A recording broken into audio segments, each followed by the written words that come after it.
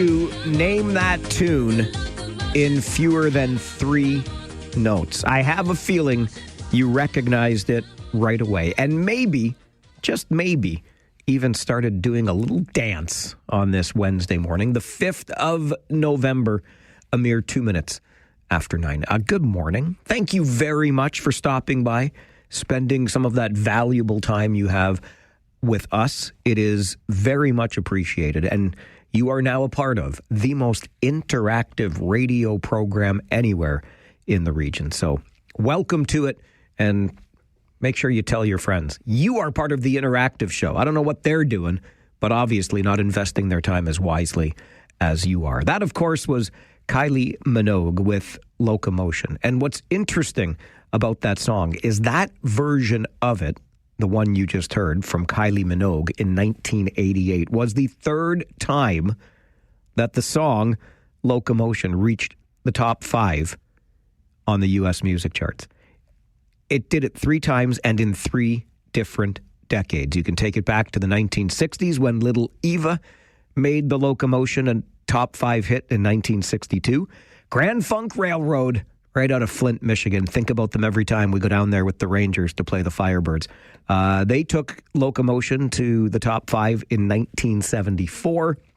And then Kylie Minogue in 1988 goes as high as number 3 on this day, November the 5th, back in 88 with the Locomotion. So there you go. One song, 3 decades, top 5 in each of them. And who can we thank for the song itself? None other than the great Carole King, who co-wrote the song along with Jerry Goffin. And now you know probably more about the Locomotion than you thought you needed to know, right? But there you go. That's how we start the show today. We always pick a song that has got some significance on this date in music history. Speaking of music, I want to remind you, because every Friday on this show, we do All Request Friday, which gives you an opportunity to hear a little bit of a song that you are fond of. And this week, we always pick a theme for it.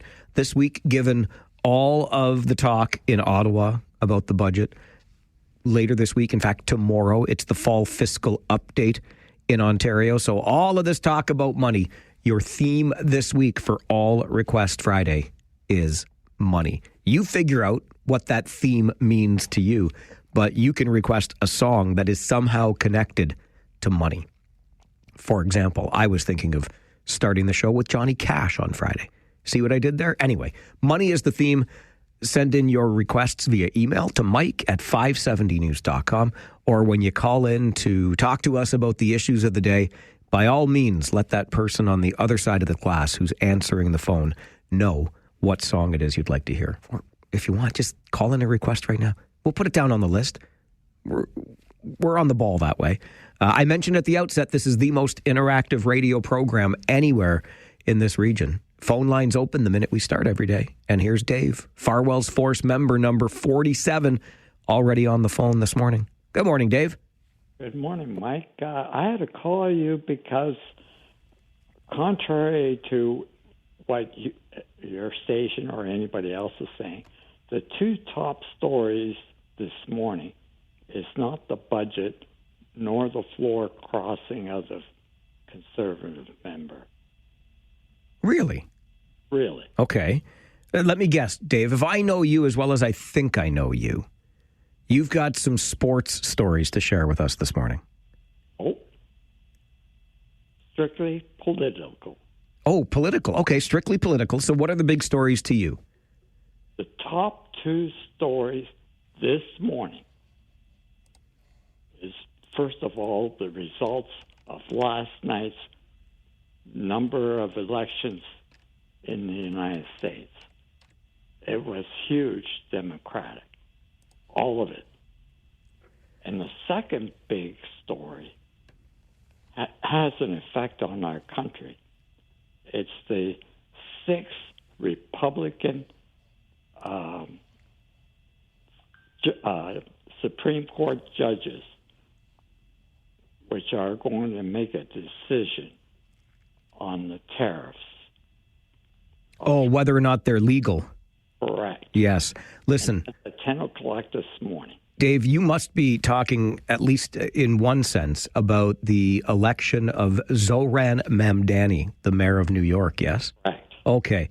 Dave, appreciate that. And let me tell you, I don't delve into U.S. politics a whole heck of a lot, but that old saying, and it's funny, oddly enough, I was thinking about it this morning, even before I saw the news that Zoran Mamdani had won the mayoral race in New York.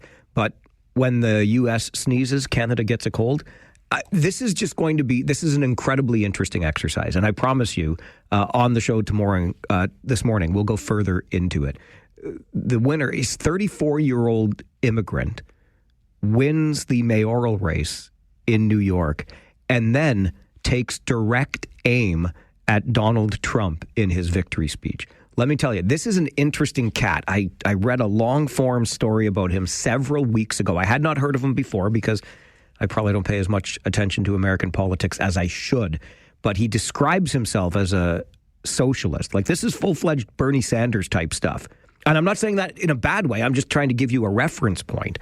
And he has just won the mayoralty of the largest city in America, and he has taken direct aim at Donald Trump. I think it's fascinating to not only see that he has won and what momentum got behind him to help him win, but what this is going to mean for the United States as a whole. I believe it's going to be super interesting. So I promise we'll delve further into it on the show today. That is my promise to you. Get back to the phones. Joe is with us as well. Good morning, Joe. Morning, Mike. I'm going to make this real quick. I implore you, I absolutely implore you, can you please bring on Ian Lee to discuss the tariff situation in the States and, more importantly, the budget and how it affects businesses and all of us in this struggling economy. If there's one person who can make sense of all this or at least give us some sort of direction on it as to where we're going, it's Ian Lee. So please, can you do that for me? Joe? Let me know. Email me when you're going to do it. All right. It's a deal. Because, Joe, I've got your email address. We email frequently. And I can absolutely do that. Ian Lee would provide an excellent perspective on the federal budget. And I want to get yours, too. Your thoughts and reactions to what you heard yesterday from our minority Liberal government in Ottawa and Francois Philippe Champagne with the delivery of that budget. I personally was underwhelmed, but we'll get to more of that in just a moment. Steve sent me an email I just wanted to share quickly, and I want to share it because I appreciate it so much. Steve writes to Mike at 570news.com. Hey, Mike, I was listening to the replay of your show last night. You know, I'm almost better on replay, aren't I? I mean, you got live and then you got replayed. Anyway, appreciate that, Steve. And I heard the part about the speed camera.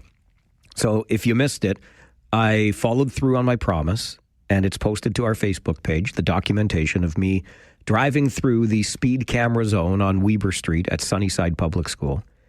Speed camera is there. Limit is 40. I decided to test it and drive 48 to see if I get a speeding ticket, because I don't believe our cameras are calibrated to dispense tickets for anything in the single digits over. I still think 8 over in a 40, 20% over the posted limit is too fast. I think that is a ticketable offense, but I promised to put this to the test for you. I've never had a speed camera ticket, and I don't want one, but I promised I would do it. So you can check out the video on our Facebook page, facebook.com/The Mike Farwell Show. And Steve says, I came up with a great name for your GoFundMe, because I said if I get a speeding ticket, I'm crowdfunding the $90 that's going to cost me when I get the ticket in the mail. Steve says, via email to Mike at 570news.com, we can call the GoFundMe Mike Farwell's Couch Change for Charges Fund. Steve, bravo to you, sir. Thanks for checking out the replay of the show last night and coming up with a creative name for the GoFundMe that will help me perhaps pay the speeding ticket I might get. And on that note, please, because there's been a lot of discussion on the Facebook page about these speed cameras. We know legislation is coming, and it's already been fast-tracked, and it's expected to get royal assent at Queen's Park on November the 14th, which is next Friday. But I promise you this, The speed cameras that are on our roads in this region today are still active. Nobody flipped a switch and turned them off. I promise.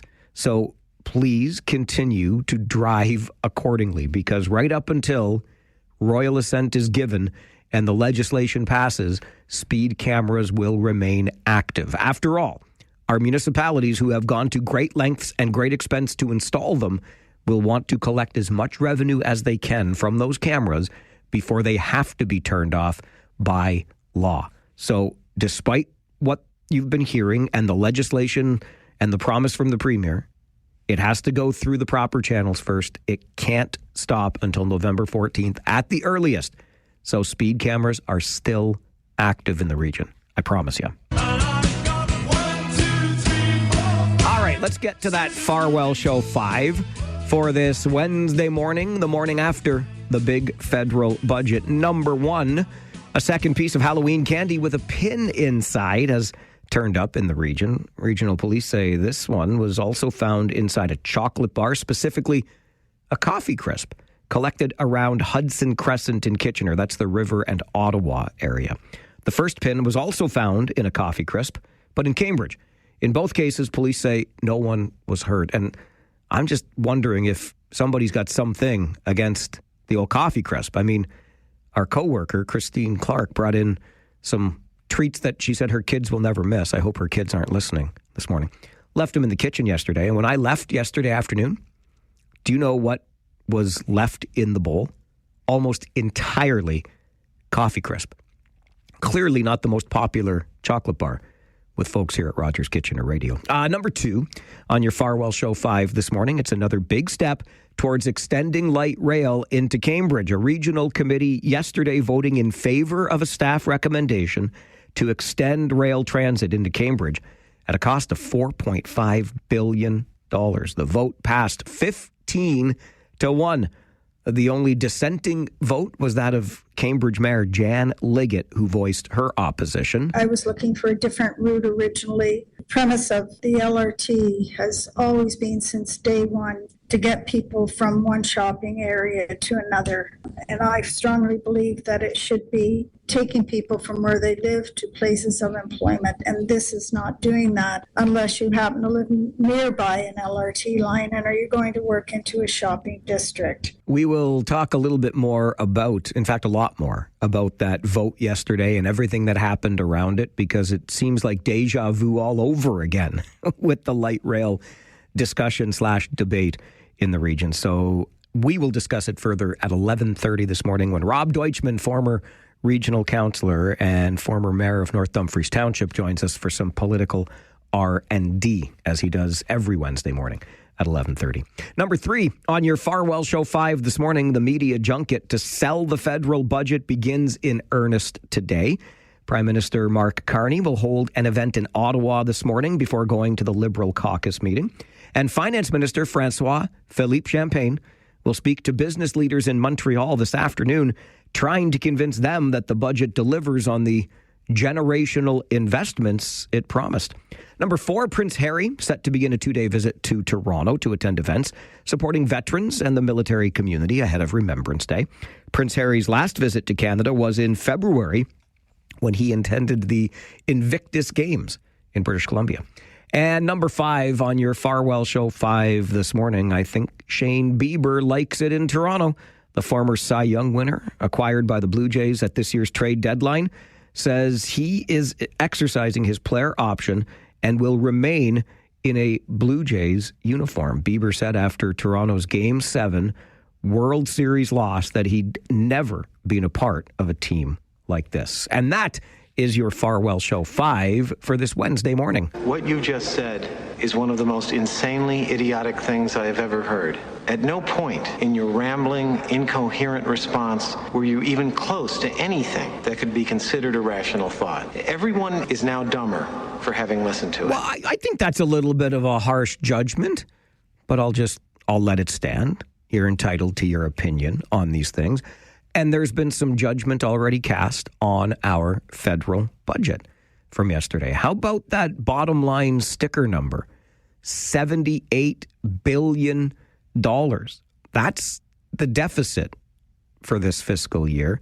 But don't worry, the federal Liberals say they will reduce that to $58 billion, $59 billion, 50 and a lot billion by 2029. Come on with your coming on. Like, there's no path to balance here. But if we wait several years, we can get the deficit under $60 billion. That's the bottom line sticker number on yesterday's budget. I personally found myself, I was telling you yesterday how excited I was because this was going to be that generational budget, right? It was going to be transformative. I was completely underwhelmed by what I heard yesterday. And we heard a lot from our finance minister, from our prime minister. I think it's only fair that we hear from the leader of the opposition as well. This is what Conservative leader Pierre Poilievre had to say about the budget yesterday. Today, the Liberals have introduced the most costly and largest budget deficit in history outside of COVID. The cost of this Liberal budget will drive up the cost of food, housing, and everything else that Canadians buy. And the Prime Minister has broken every single promise he made just 7 short months ago. This costly budget forces Canadians to spend more on debt interest than on health care transfers. Wow. More than the government collects in GST. That means every dollar the Canadians pay in GST will go to bankers and bondholders instead of to doctors and nurses. All while he raises the industrial carbon tax on farm equipment and fertilizer and therefore food, on steel, concrete, and other industrial projects needed to build homes, a big tax increases on homes and food. And on behalf of all the Canadians who can no longer afford to eat, heat, or house themselves because of Liberal inflation, we Conservatives cannot support this costly Liberal budget. But there is still time for the Prime Minister to do the right thing. We will put forward an amendment that will transform this policy by making Canada affordable again. It will get rid of the industrial carbon tax, cut the wasteful spending to bring down debt, inflation, and taxes. It will open our country up to opportunity by developing our prodigious resources, clear away bureaucracy to build affordable homes. Mr. Speaker, we want a hopeful future. For our young people, we want homes, jobs, and hope. For our seniors, we want affordability. And we want for all Canadians who work hard to bring back the promise of Canada. To bring back the promise of Canada. Forget make America great again. Let's make Canada affordable again, says federal Conservative leader Pierre Poilievre. In a word, and I'll just use it one more time, I was underwhelmed by the budget yesterday.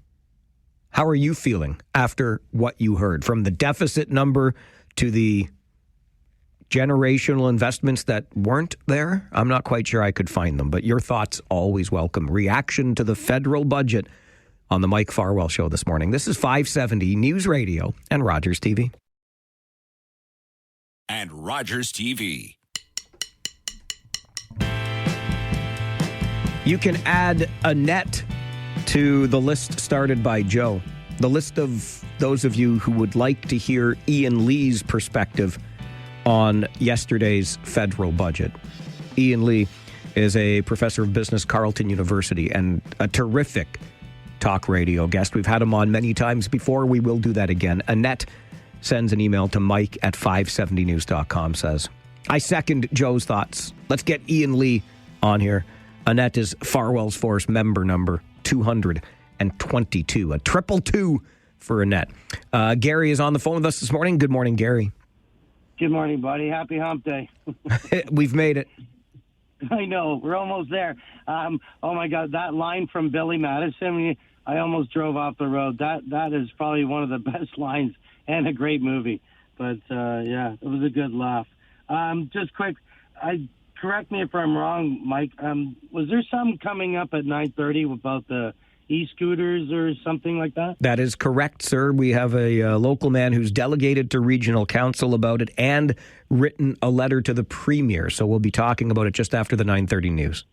Well, I'm looking forward to hearing that because driving around from the dealership and then transit at night, down in the South End last night, almost daily, I've got like 13, 14, maybe whatever year old kids. and they're, I'm doing between 30 and 40, and they're flying by me. It seems like I'm standing still or doing at least 50, and they're going around roundabouts and all over the road. Like it's insane. Like it's a horrible thing. I get it. The kids love them, but they're flying. Like I can't believe how quick they go. Gary, appreciate the call and the bird's eye view, because I know you're on the road a lot, either driving transit or shuttling people for an auto dealership. So totally get it. And you say the kids love them, which is part of the problem in all of this, right? Because we have too many young people not fully understanding the speed at which these things can travel, even if they're not modified. If you're getting up to 20 or 30 kilometers per hour, and then you're not wearing a helmet. And doctors have reported an increasing number of scooter-related injuries. So there's that part of this to consider as well. One thing I don't want to get overlooked in all of the budget talk is the fact that the Liberals need now just 2 more votes to get it passed. We were talking all day yesterday about the 3 votes needed on top of the 169 seats that the federal Liberals have, but suddenly they have 170 seats because Nova Scotia MP Chris d'Entremont crossed the floor. He was elected as a Conservative. He crossed the floor to join the Liberals, so that automatically gives the Liberals 1 more vote, and now they just need to find 2 more. I feel like I'm screaming into the wind on this, much like I scream into the wind when it comes to taking leaves of absence from local councils to run for other levels of office. Chris d'Entremont ran as a Conservative, was elected as a Conservative 9 months ago. You have to go to a by-election and ask your voters in Nova Scotia if they will re-elect you as a Liberal. It's that simple. I don't know why we allow this abhorrent behavior in our federal House of Commons. I mean, I use that word deliberately. This is awful stuff, undemocratic stuff. By-election. If you got elected as a Conservative, you have to go back to the public and say, will you re-elect me as a Liberal? It's up to the voters, not up to you to cross the floor because you think the water is nicer on the other side. Terrible behavior. This is the Mike Farwell Show, 570 News Radio and Rogers TV.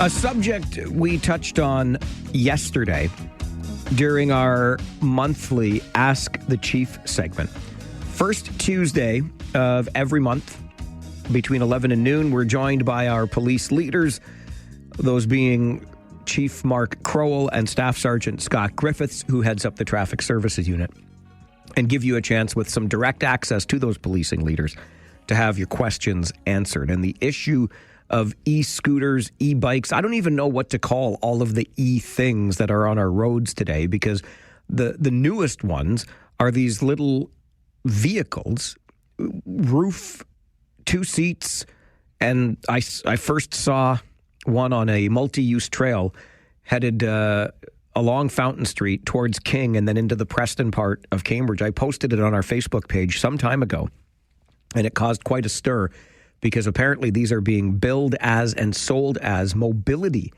devices, but they appear to be anything but. Nonetheless, we've got all these different kinds of battery-powered vehicles on our roads, and we discussed them with Staff Sergeant Griffiths yesterday, again, the officer who leads our Traffic Services Unit, and they are a going concern.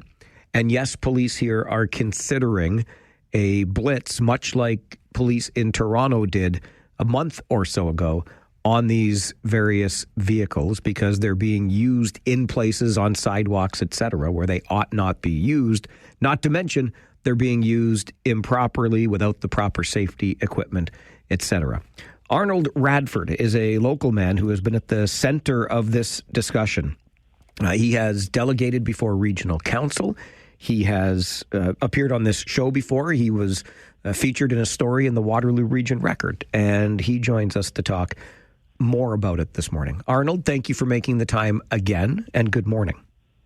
Well, good morning to you, Mike, and thanks very much for the invitation. It's an absolute pleasure, and I wonder, sir, since your appearance in the paper, your conversation with me previously on this show, your delegation to regional council, what the response has been from folks who may have heard or read about you.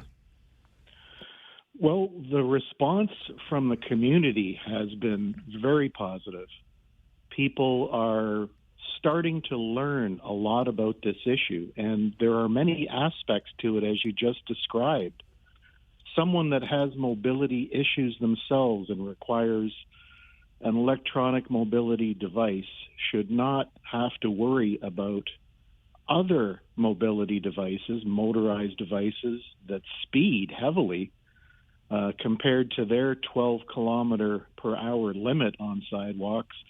No one should have to worry about their safety that way.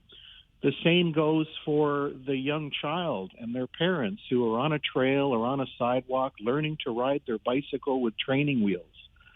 They should be not living in fear of other vehicles and having to navigate through what is becoming a very big problem, not just in the region of Waterloo, but throughout the province. That's a great point. This is Ontario-wide for sure, and I'll get to your letter to Premier Ford in just a moment. But as I mentioned, Toronto police with a blitz not too long ago, this is definitely not unique to our region. What was it, though, Arnold, that motivated you to speak out in the way that you have? Well, being someone that's been passionate about cycling and I was a bicycle racer in my 20s, to actually be struck by a bicycle walking on the sidewalk downtown Waterloo, that's what really sort of made all of this issue the forefront in my mind and my own safety. And then I thought about youngsters, seniors, even people in their youth and fitness. If they're struck by any of these devices, and the example that's happened in Hamilton to a small child in front of their daycare, struck by an e-bike, fractured skull, potential spinal injuries. These are injuries that can be debilitating. A 40-pound child struck by a 80-pound e-bike with a rider totaling hundreds of pounds. I'm not a physicist, but I understand the dynamics of what we're facing. And we need action. We need safety. I'm just trying to wrap my head around the idea that you, while walking in uptown Waterloo, where there are probably more bike lanes than in any other city core in this region, ends up getting struck by a bicycle on a sidewalk. Yes, and the in the Waterloo Region Record, the picture that was taken by the reporter that did the story and took that picture. I'm standing right at the junction where the bike lane and the sidewalk intersect. And as that picture shows, here's people on an e-bike on either side of me, one on the sidewalk, the other on the bike lane, coming towards us. And it was a moment that captured really what this whole situation is. And I will say that the great equalizer that we call the Canadian winter is soon upon us. And like what happens every year, these devices go away. But come the spring, I am acting to make sure that people are safe, including the riders. They need to be understanding what they are doing wrong, and we need to be providing how they should be doing things right. What message was it, Arnold, that you sent to Ontario Premier Doug Ford? Well, what I sent to Premier Ford was a bit of a synopsis of my initial uptake on, let's call it, all of the stakeholders in this issue, being his government, people that work for his government, and of course our own regional council. No one seems to be on the same page on this. And that's the problem. Discussion and bringing out all of these important points has to get everyone on the same page. Ultimately, transportation in this province has to be directed through provincial statute law. You can't have municipalities doing studies and looking at things and thinking about doing something and then deciding, oh, well, these are great. They do this, they do that. They're not toys. They're not great. They are vehicles that, like a car, like a motorcycle, can strike and kill and harm pedestrians. It's that simple. I feel in lockstep with you on this, Arnold, 100% in agreement. And I just feel as though the vehicles and the types of vehicles, and I call them all vehicles because they are motorized by a battery-powered motor, have gotten way ahead of any legislation. Has the Transportation Ministry, has the Premier's office given you any hope of some response here? Well, believe it or not, Mike, my research and what I've discovered has probably given me the most hope. I'm going to be applying as a delegate to appear again before our regional council. But just some of the research I've come across, I have a colleague who's a local paramedic. And, the paramedic field have already established a specific code for injuries on scooters or e-bikes. It's that prevalent where they now have their own code for what call they're going to, so they know what they're going to be seeing. And Toronto has been in the news lately for some concerns with their transit system. I say to Toronto, in 2021, they did the right thing, Mike. They have got a very comprehensive chart that shows all of the rideables involved, where you can ride them, what you can do. And, of course, e-scooters, they're permitted on private property. They're not allowed to be ridden anywhere. The chart for Toronto defines what we should be doing here. People knock Toronto as, all of these things, big city, big problems. They got this right in 2021, and I applaud them for that. And we need action. We need action here in this region, and we need our Premier to realize that it's gotten to the point where we need governance on this issue. I look forward to your next delegation to Regional Council, and thank you, Arnold, for keeping this at the forefront of our minds. I appreciate your time on the show. Always, Mike. Thanks so much. Enjoy your day. Bye now. You too. Bye-bye. Arnold Radford is the CEO of Prima Payments Corp. And a concerned citizen, a former competitive cyclist. And he outlines very clearly his concerns in this regard. And I know that we share these concerns. Coincidentally, the Neuron e-scooter group, that is the company, Neuron, that provides those orange scooters, those e-scooters in our community.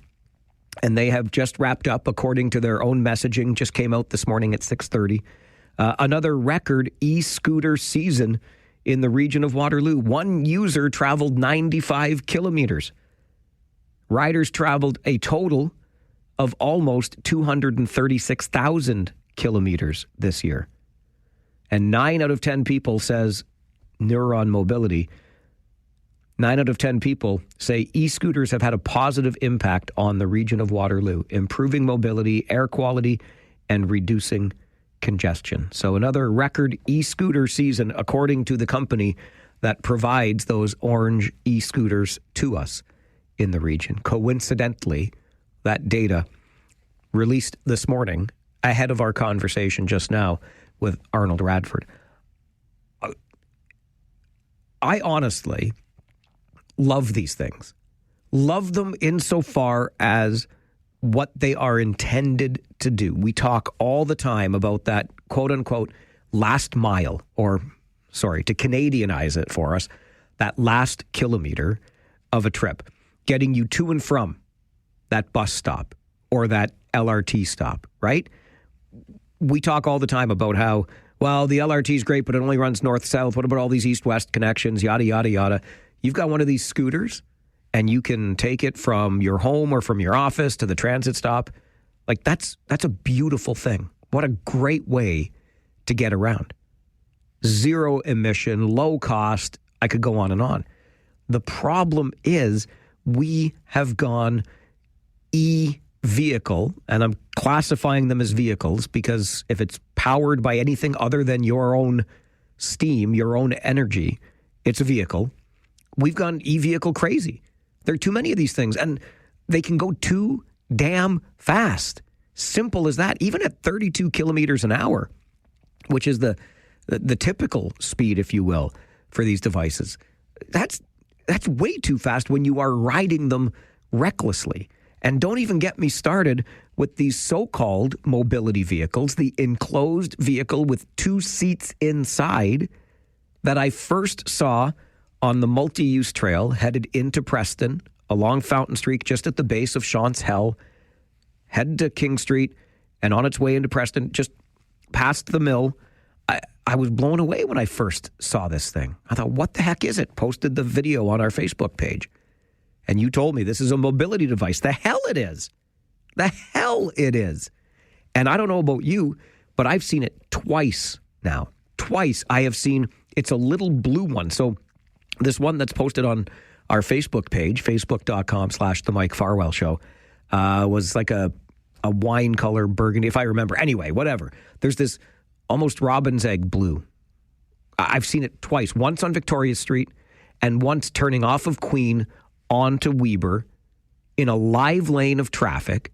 So think about that. Weber Street, 4 lanes. This was Queen and Weber. I just said turned off Queen. The other was Victoria Street out by, sugar. Why am I? EB Crest going into Breslau. And driving in live lane of traffic, even if you've modified it so that it can go above 32 kilometers an hour, I would be terrified. And I'm a motorcycle rider. I would be terrified to be in this thing. Cars, big, much bigger cars, much faster cars, whipping around you. The speed limit on that part of Victoria Street is 60, 70. It's still 70 out there. And you're tooling around in this little battery-powered, quote-unquote, mobility device. Come on with your coming on. If I've seen it twice, surely to goodness somebody in law enforcement has seen it. We got to get some legislation. I stand by my claim. If it's not operated by your own energy, it needs to be licensed, regulated, plated, insured, you name it. If it's moving in any way other than with your own energy, it's got to be regulated. That's my take. Always happy to hear yours on the Mike Farwell Show, 570 News Radio and Rogers TV.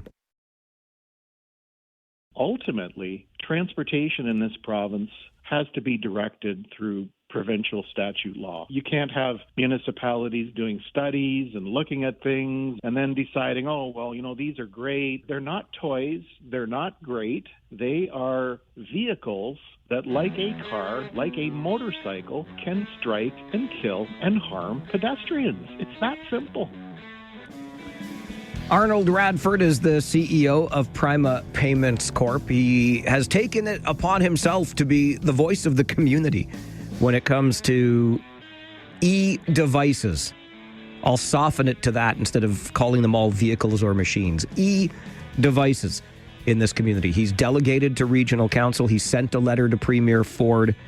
He continues to advocate for legislation around these devices on our sidewalks, streets, trails, etc.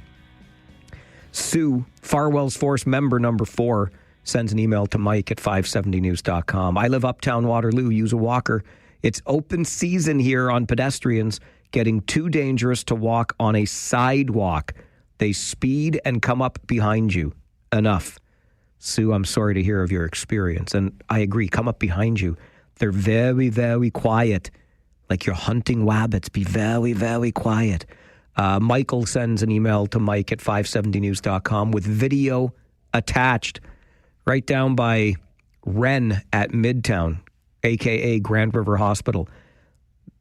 This and scooters that are even faster on the sidewalks are everywhere, every time you try to walk on King here in the Midtown area. And Michael's got video of being blown by or blown past by one of those e-scooters. Let's go to the phones and hear from you. Kevin, good morning. Hi, good morning, Mike. I 100% agree with the fact that this has to be regulated.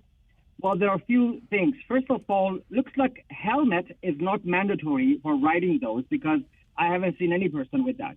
The most important thing that happened to me a couple of days ago is there were two 10-year-old kids.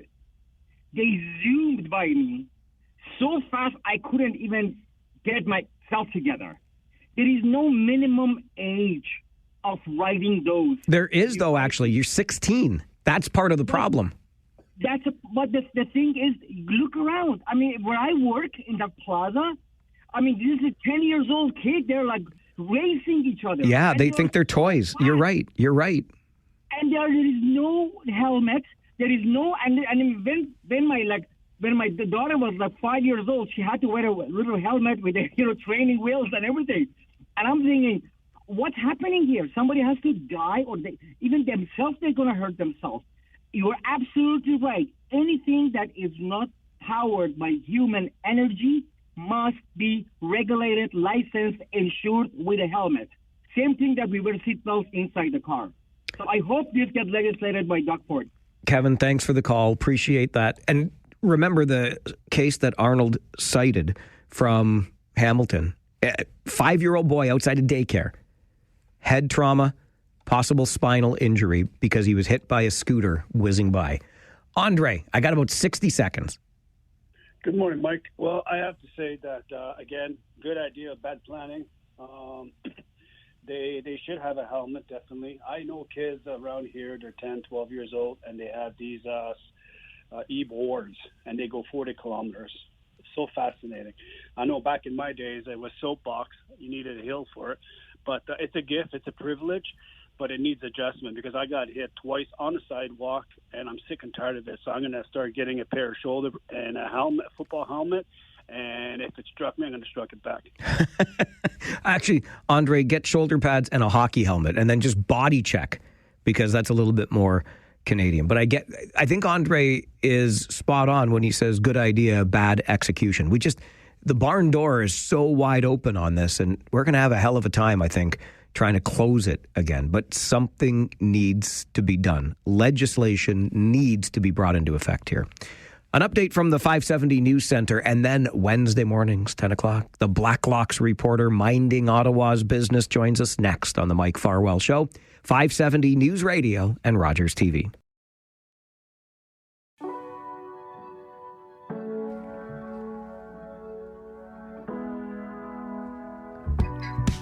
Wednesday mornings, 10 a.m. Just following our news update, we check in with our friends in Ottawa at the Blacklocks Reporter, the only reporter-owned and operated newsroom covering our nation's capital with neither politics nor punditry.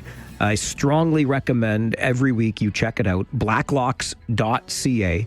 It's well worth your subscription. It might get your blood boiling a little bit, but these are the stories we don't hear elsewhere, at least not all too often. The managing editor there is Tom Korski, who joins us for these weekly chats. Tom, good morning.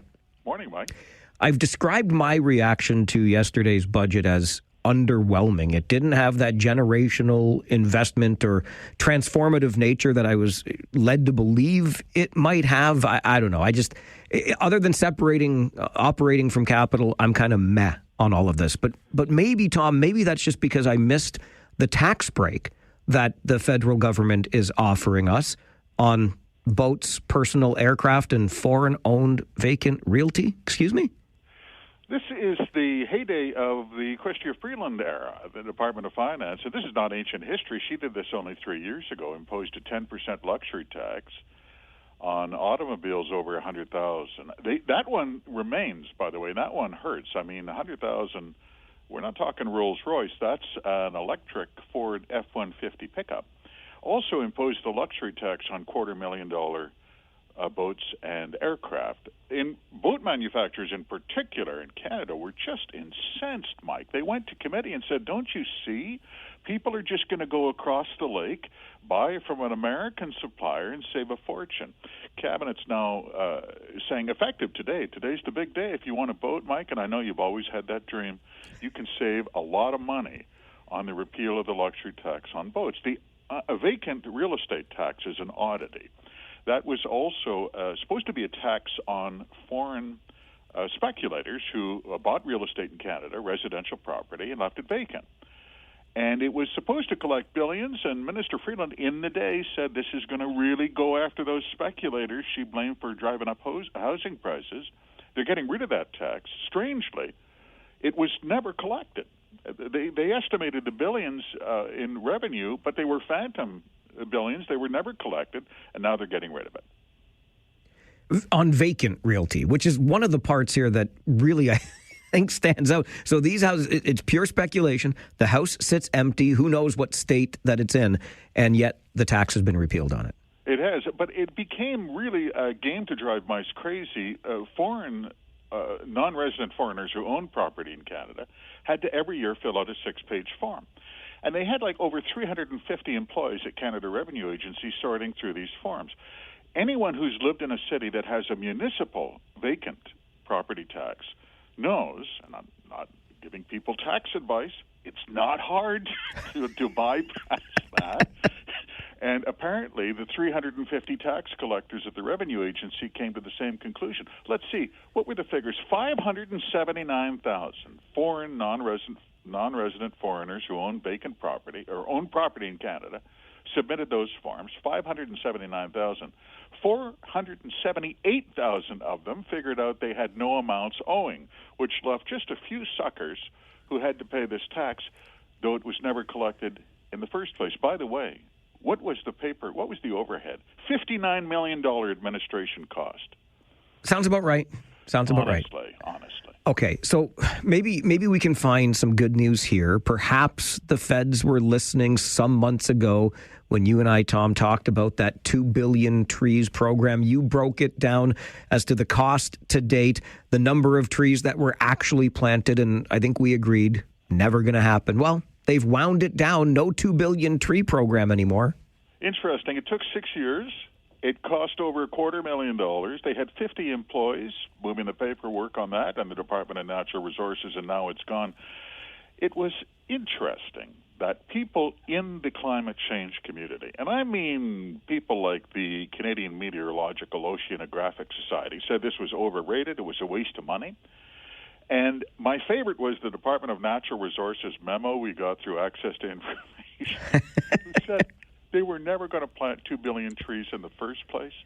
They were looking for a catchy name. I quote them accurately, sought a name that would inspire commitment and participation. It was all kind of sloganeering, but there is a takeaway. And it was the government manufactured a problem. They didn't ever meet their target. And then they talked about how hard it was. They actually testified in committee. Do you know how hard it is to plant the right tree in the right place?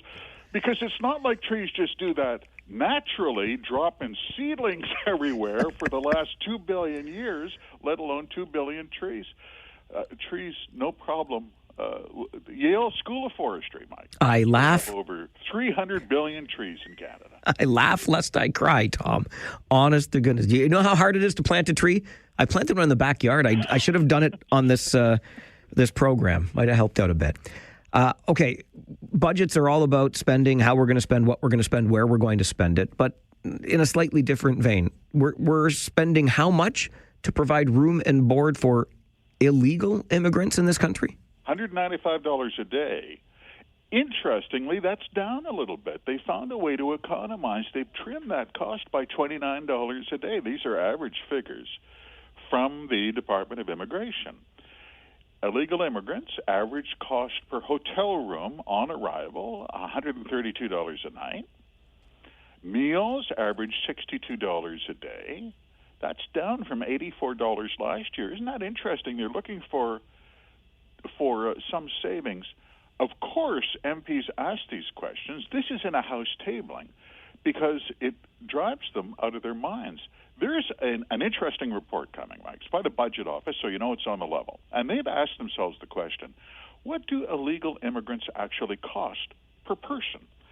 They came out with a report 6 years ago that said everyone famously knows these appeals, the Immigration Refugee Board, it goes on year after year after year. They came up with a figure of $34,000 per person.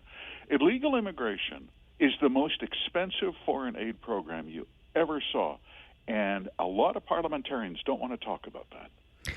Something I'm sure Chris D'Entremont doesn't want us talking about, and I think got overshadowed in the budget talk yesterday, but I mentioned it at the beginning of my show this morning because it's something that has long frustrated me. Chris D'Entremont, elected as a Conservative not 9 months ago, crosses the floor because I guess the water's warmer with the Liberals. Didn't really articulate a good reason. It might be a Nova Scotia thing, Mike. There have been a lot of floor crossers, ironically, from Nova Scotia.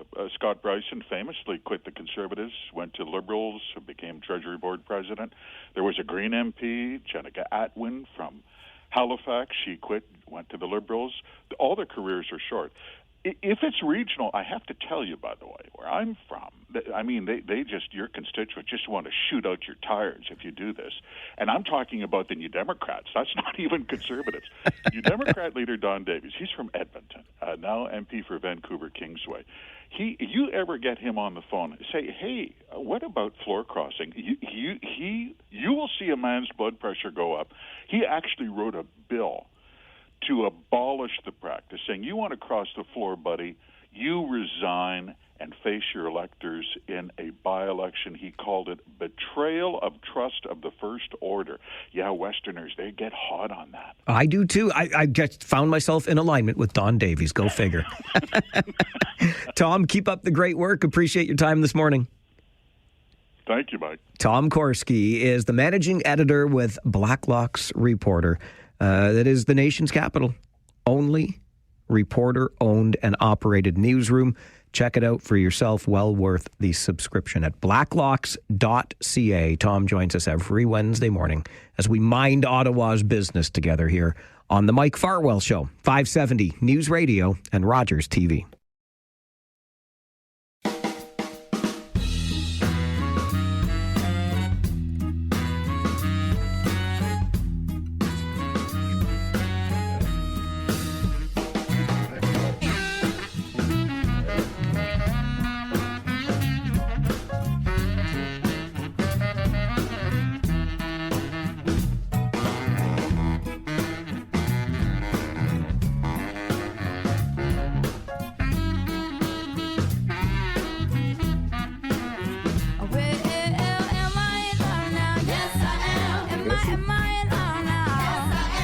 Here's a quick reminder, lest you didn't know, as we listen to some Alicia Brilla bringing us back from commercial break. We like to feature local on this show. It is the number one focus on the Farwell Show. And Alicia is a local musician. In fact, I could take you back real quick. I promise this is the short story, but I used to work at a radio station that played music, didn't just do all talk, and we held a contest to award an up-and-comer a recording contract, and Alicia was the winner of our little contest. That takes you back. It's a long time ago, 20-plus years I was at that 20 years ago I was at that radio station. Anyway, enough of that. I bring up local music because, do we have a trio in studio this morning, one who just rolled in as Alicia was singing us into the segment. Let's start with you, Haynes. What's going on? Ryan Haynes, lead singer, Fire in the Valley. I was joking with your friends here, Jack and Dana, who I'll introduce in a moment, but I said there's like three kinds of time in the world. There's regular time, there's daylight saving time, and then there's rock star time. And you are rolling in, Ryan, on rock star time this morning. Well, I made it, so I'm glad I'm here. But yes, Rockstar time did apply a little bit today. Well, it's also not easy getting in here, let's be honest. No, definitely a little bit not. like Fort. They protect me, you know. I slid in nice and, it was easy today, though. I showed up early and had a mild panic attack trying to get into the office. And that was me last time, for sure. There you go. So thank you very much for having me again. And sorry for the couple minutes I should have been here earlier. Don't. I'm just having fun with you. I love it. I know because you I'm can. I'm going to beat myself up for it for quite a while, actually. So. The man who had the panic attack is my good friend Jack Leach. hello. bass player with Something's Always Flying. Great to see you. And more importantly, Farwell Force number 209. Thank you. Yep. Official member right here in studio. And also, didn't I just see you like 4 days ago You or did. something? Yeah. Yeah. You guys, with Something's Always Flying, always involved in good things. You were at the big house party playing for Habitat for Humanity last week. We're everywhere, absolutely. And it was such a fantastic time, and what a great space in the museum. And everybody who puts that on are fantastic. You know, we had Marissa and Jen, your Jen, I believe, Ms. Farwell. She is indeed. From Habitat. And then we had Caitlin, Kylie, and Alistair from the museum. And then, obviously, the sponsors, Miller Thompson. So it was a fantastic show. Packed, absolutely packed. It was a packed house, yeah. But, you know, I remember the last time you actually played Farwell for Hire's launch party as well. And people in the audience that night were like, who are these guys and how do I sign them up for my event? So yeah, there absolutely. you go. Something's always flying.ca. There you go. I love it. I love it. Don't miss a beat, Jackson. Don't miss a beat.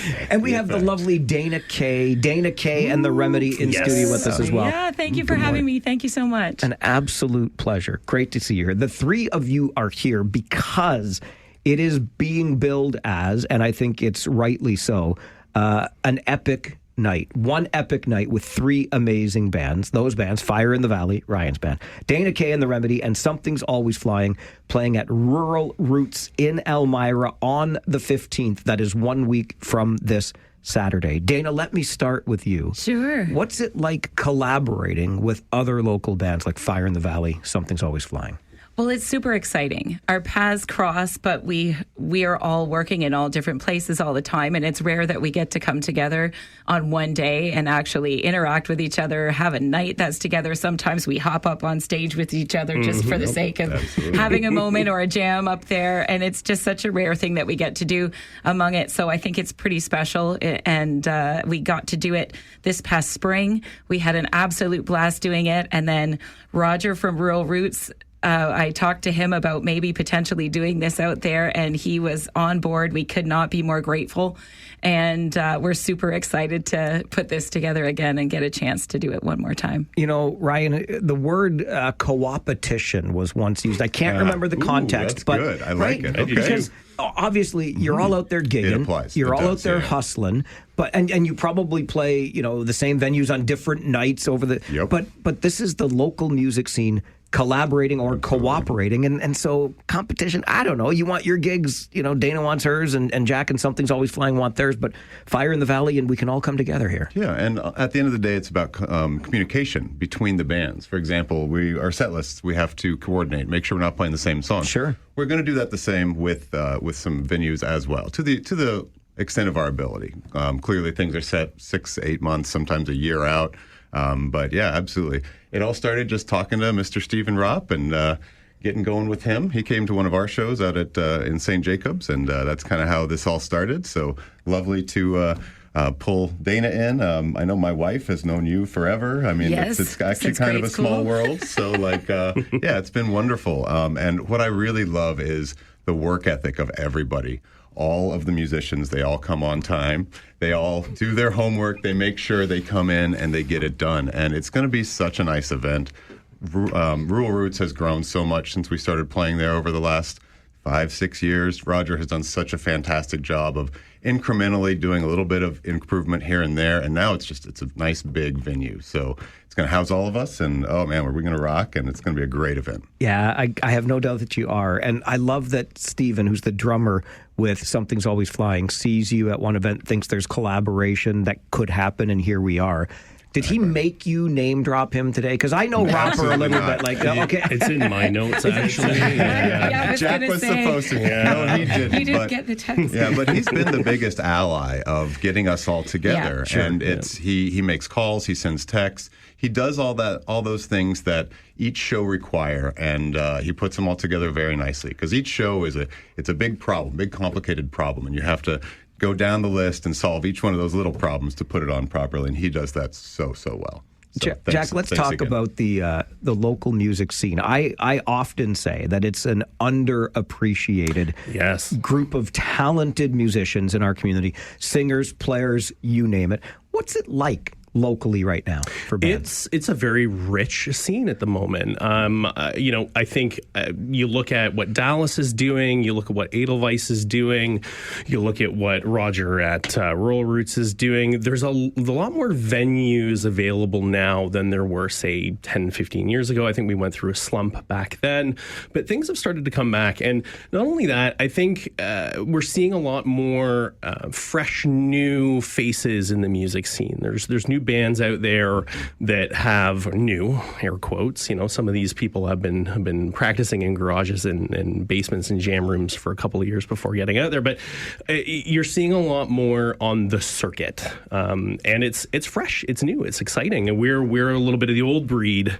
We were joking around the other day about how some of the bands that were playing when we first started, 15, 16 years ago, they're not really in the scene anymore. There's a lot more, and to tie it back to the band for a moment, we've been working with some of the folks from another local band, Mojo Cola. When Leah was our lead singer, Leah was out of commission this year. Three of the members of the band, all of the members of the band ultimately, but three of the members of the band stepped up in particular to help us out, and that's Sarah, Josh, and Justin. And those guys are fantastic. They recently played at Concordia for oh my goodness, their Western night, the on Western the Wednesday night of Oktoberfest. Yep. And it's fantastic. It's such a rich scene, and very glad to be a part of it, especially with these guys. Absolutely. Yeah. So the Fall Ball, a week Saturday, the 15th, Rural Roots. Break it down for me, Jack. Where can we find out more, get tickets, most importantly? Goodness.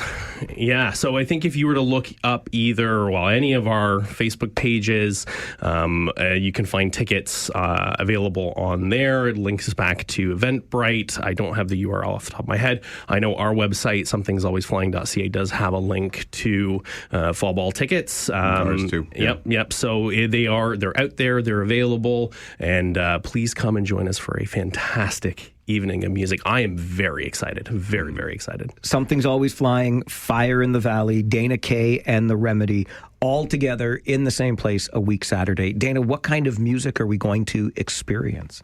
Party music. Music. Absolutely. Just the best vibe. We, all three of us, when we consider our sets for this, we just want people to be happy, listen to things that they know. So we're playing cover tunes. We're playing the songs people love to sing along to, love to dance to, surprises that they don't even expect to hear. And it's just kind of the best mix. What keeps you going, keeps you inspired to this day? Well, it's interesting. Something that you said earlier actually triggered something in me that is really inspirational, and that's related to the community and the cooperation within the community. We love that as much as we're all playing different venues and everybody's looking for gigs, we're also all incredibly supportive. We're cheerleading each other. The local venues in town are so supportive of us, and they try so hard to get a mix so that everybody gets a chance to be in there and gets a chance. And so I think that's inspirational. I think getting to work with different people, for me, the people are so motivating. Getting to work with different people, different musical artists on all different types of projects is also really inspirational. And it's what gets you up in the morning and keeps you smiling throughout the day. I absolutely love it. Always smiling when I see or get to hear one of your shows. Next Saturday, the 15th, Rural Roots. It's the Fall Ball. Just Google the Fall Ball, Rural Roots. You'll get there. Dana Kaye of Dana Kaye and The Remedy, Ryan Haynes, Fire in the Valley, and Jack Leach, Something's Always Flying. So great to see all of you. Let's do this again, okay? Please. Yes. Thanks Absolutely. for being here. Fantastic. Thank you. Thanks, Mike. It's the Mike Farwell Show, 570 News Radio and Rogers TV.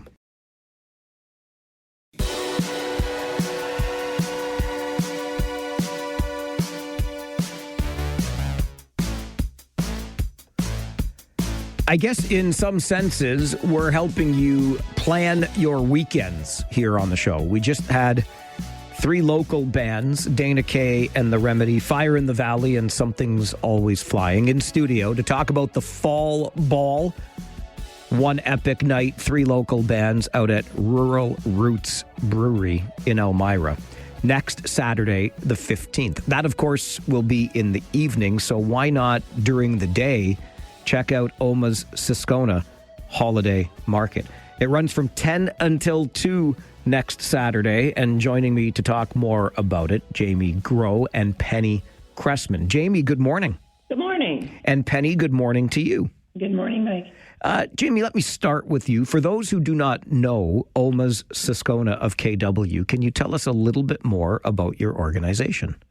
Certainly. Oma's Siskona of KW is actually part of the Stephen Lewis Foundation Grandmothers Campaign. And we are a group of grandmothers and grand-others who are committed to helping African grandmothers who are raising their orphaned grandchildren due to the ongoing AIDS and HIV pandemic. And we have been in operation since 2008, and we have about 60 active members and 70 supporters, so it's a large group.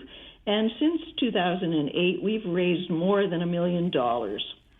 And all of that money has gone directly to the Stephen Lewis Foundation. And what they do is they support projects on the ground in Africa, local projects that are deemed worthwhile and useful and practical. And so our money goes to help those groups expand to continue doing the work that they have started themselves there.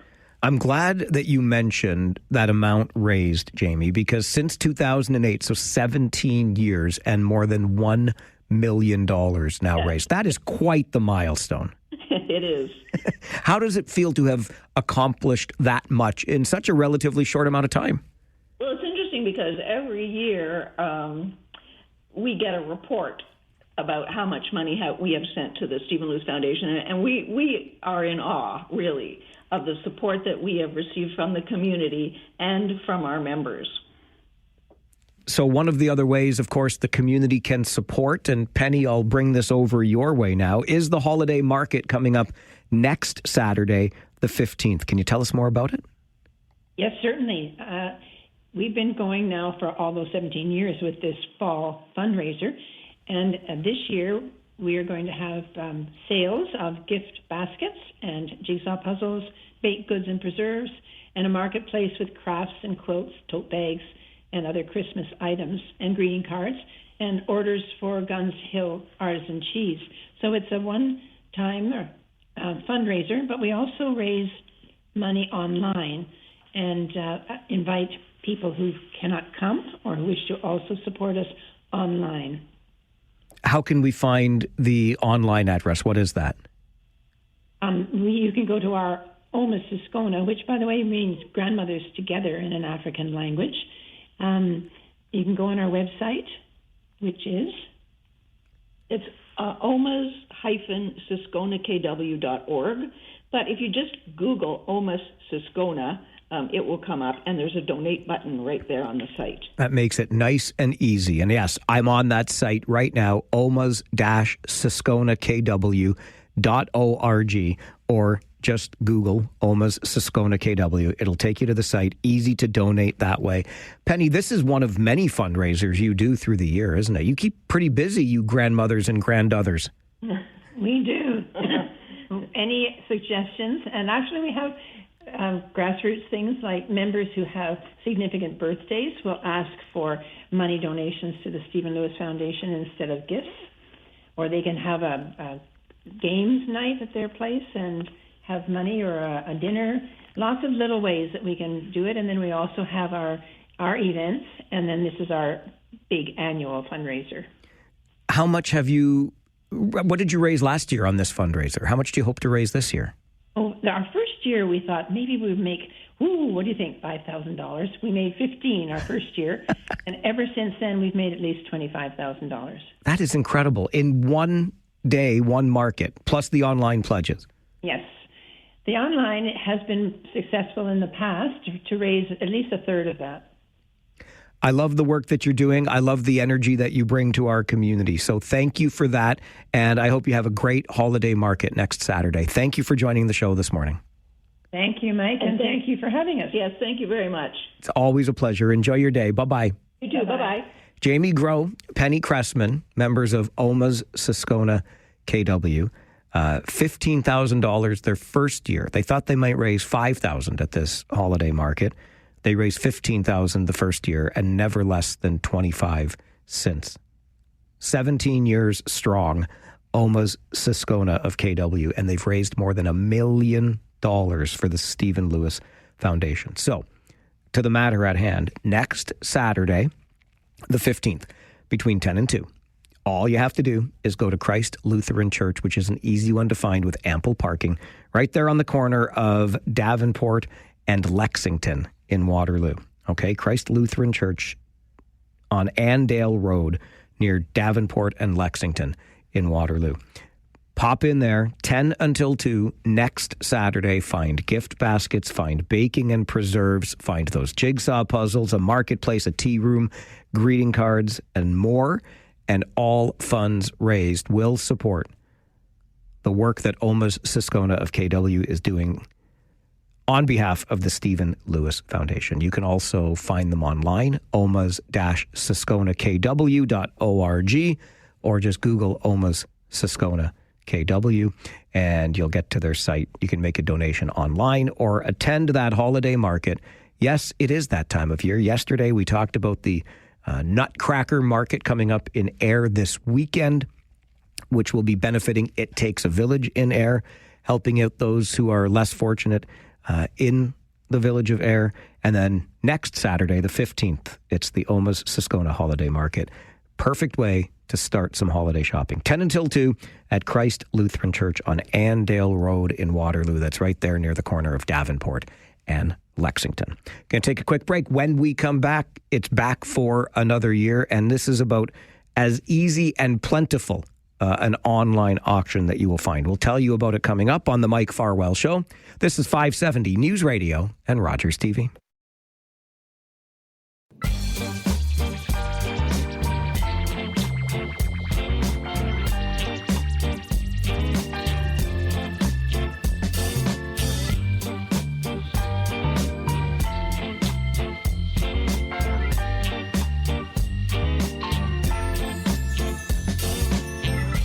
Oh, look at that. Right on the first page I look at.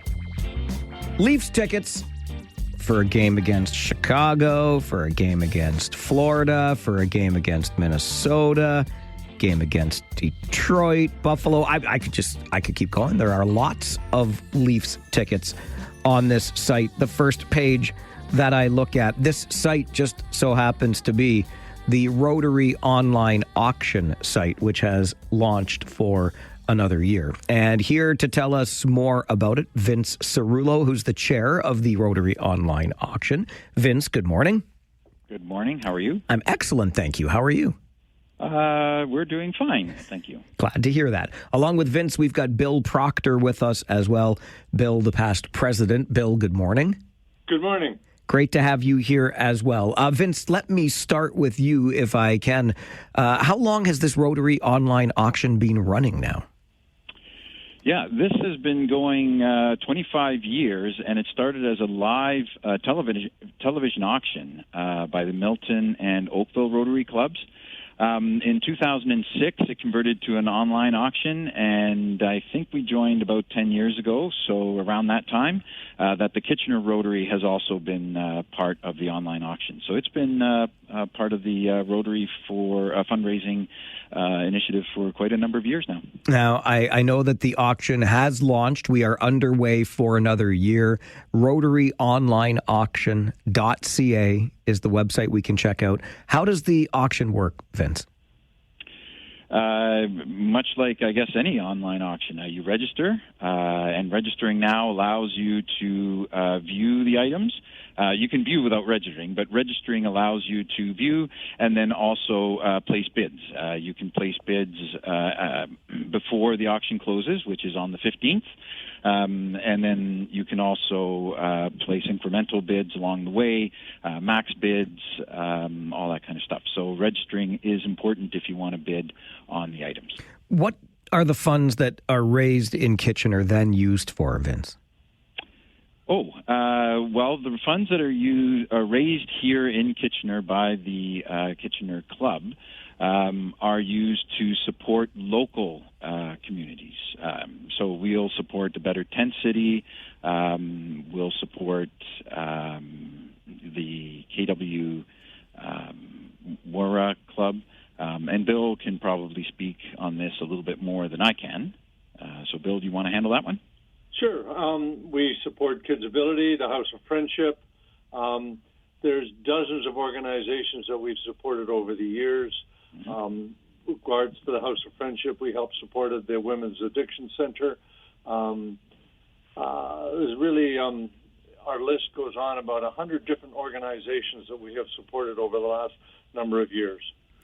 And Bill, as past president at Kitchener Rotary, we hear a lot about service clubs these days and the challenges of attracting new members, et cetera. How are our Rotary clubs doing these days? There's no doubt that charitable organizations, volunteer organizations, are having a little bit more of a challenge these days than in the past.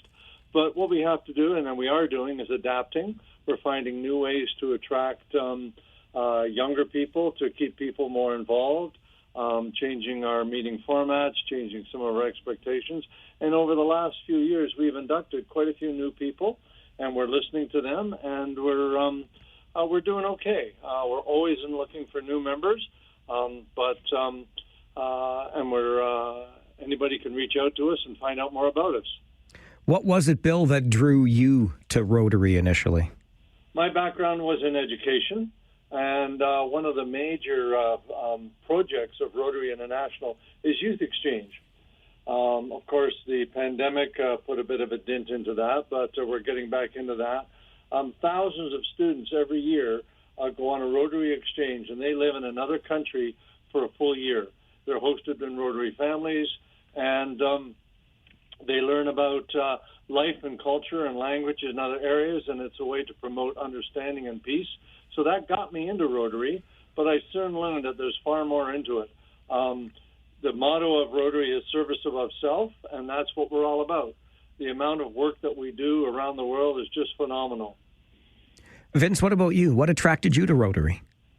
I think it was part of trying to give back to the community. Certainly I've been a part of this community for 35 years. I moved here from Toronto and, have been blessed to be fairly successful. And so just wanted to find a way to give back. And I found that the Kitchener Rotary Club certainly fit that bill. A lot of hands-on work, as Bill mentioned, better tent city, hands-on. So that's what attracted me, and I certainly have enjoyed my time there. Best move you ever made, eh? Getting out of Toronto, coming here?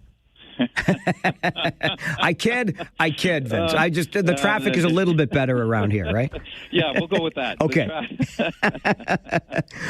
Just back to the auction for a moment. I hopped on the website, rotaryonlineauction.ca, just as we were starting our chat here this morning, Vince. And I talked about Leafs tickets because they jumped right out at me, and I'm a huge Leafs fan. But I know that's just one of the many items that we can find there. What sorts of things will listeners find if they visit rotaryonlineauction.ca? Yeah, wow. You can find just about anything. And first and foremost, I guess that's a credit to our local businesses, but our community. They've all stepped up and donated, whether it be an individual or whether it be a business. And you can find gift cards from like Sobeys or Zehrs, Home Hardware. You mentioned tickets for the Leafs, but I think there's also Rangers tickets in there. Detailing packages from Kitchener Kia, gift baskets, golf from Dune North. Local restaurants such as Borealis, Jack Astor's, Golf Steakhouse, Veslo's Family Restaurant, and then some pretty large items. And one of the few, there are some e-bikes, a barbecue smoker from TA Appliance, and Waterloo Warbirds has put in an interesting gift. You can fly in a Canadian Forces jet trainer with the pilot. You're the co-pilot, and that speaking firsthand, we did that with Coop, the captain. He takes you up, and wow, it is a sight to behold from the air. It's a pretty fantastic experience. So there is something for everybody on the website. I absolutely love it, and that's what I love about auctions like this, where you might get a once-in-a-lifetime experience like that Warbirds opportunity. great options for eating out, sporting events, you name it. You get to go, you get to do that, but your bid, of course, is supporting the great work of Kitchener Rotary that you've already outlined for us here this morning. One of the things, though, when it comes to these online auctions, Vince, I get asked all the time is, okay, let's say I'm the successful bidder. How am I going to get my prize? Yeah, we have some pickup locations. If you're local, assuming here in KW, we have a spot on Shirley Drive where after the auction closes, we'll send the winning bidder instructions on how to pick up that item. We'll have a weekend set aside with some times, and they can just come by and pick it up. That's the most popular. I think some auction items can be delivered, but that's, I think, one of the two larger items. For the most part, it would be pickup. I know that something like this doesn't just happen overnight. It takes a lot of work and probably a lot of hands doing that work to get to this point. Now that the auction is live, Vince, are you a little bit lower stressed? Do you take a big sigh of relief here? Well, not until they tally up the final numbers. That's I mean, you're right. The bulk of the work goes into the auction beforehand, and certainly the members of the online committee, both Darren and Bill, work very, very hard to get that to where it is right now. The stress comes off a little bit because it's up and running, but there's still a lot of work to be done getting the message out, trying to get bidders now,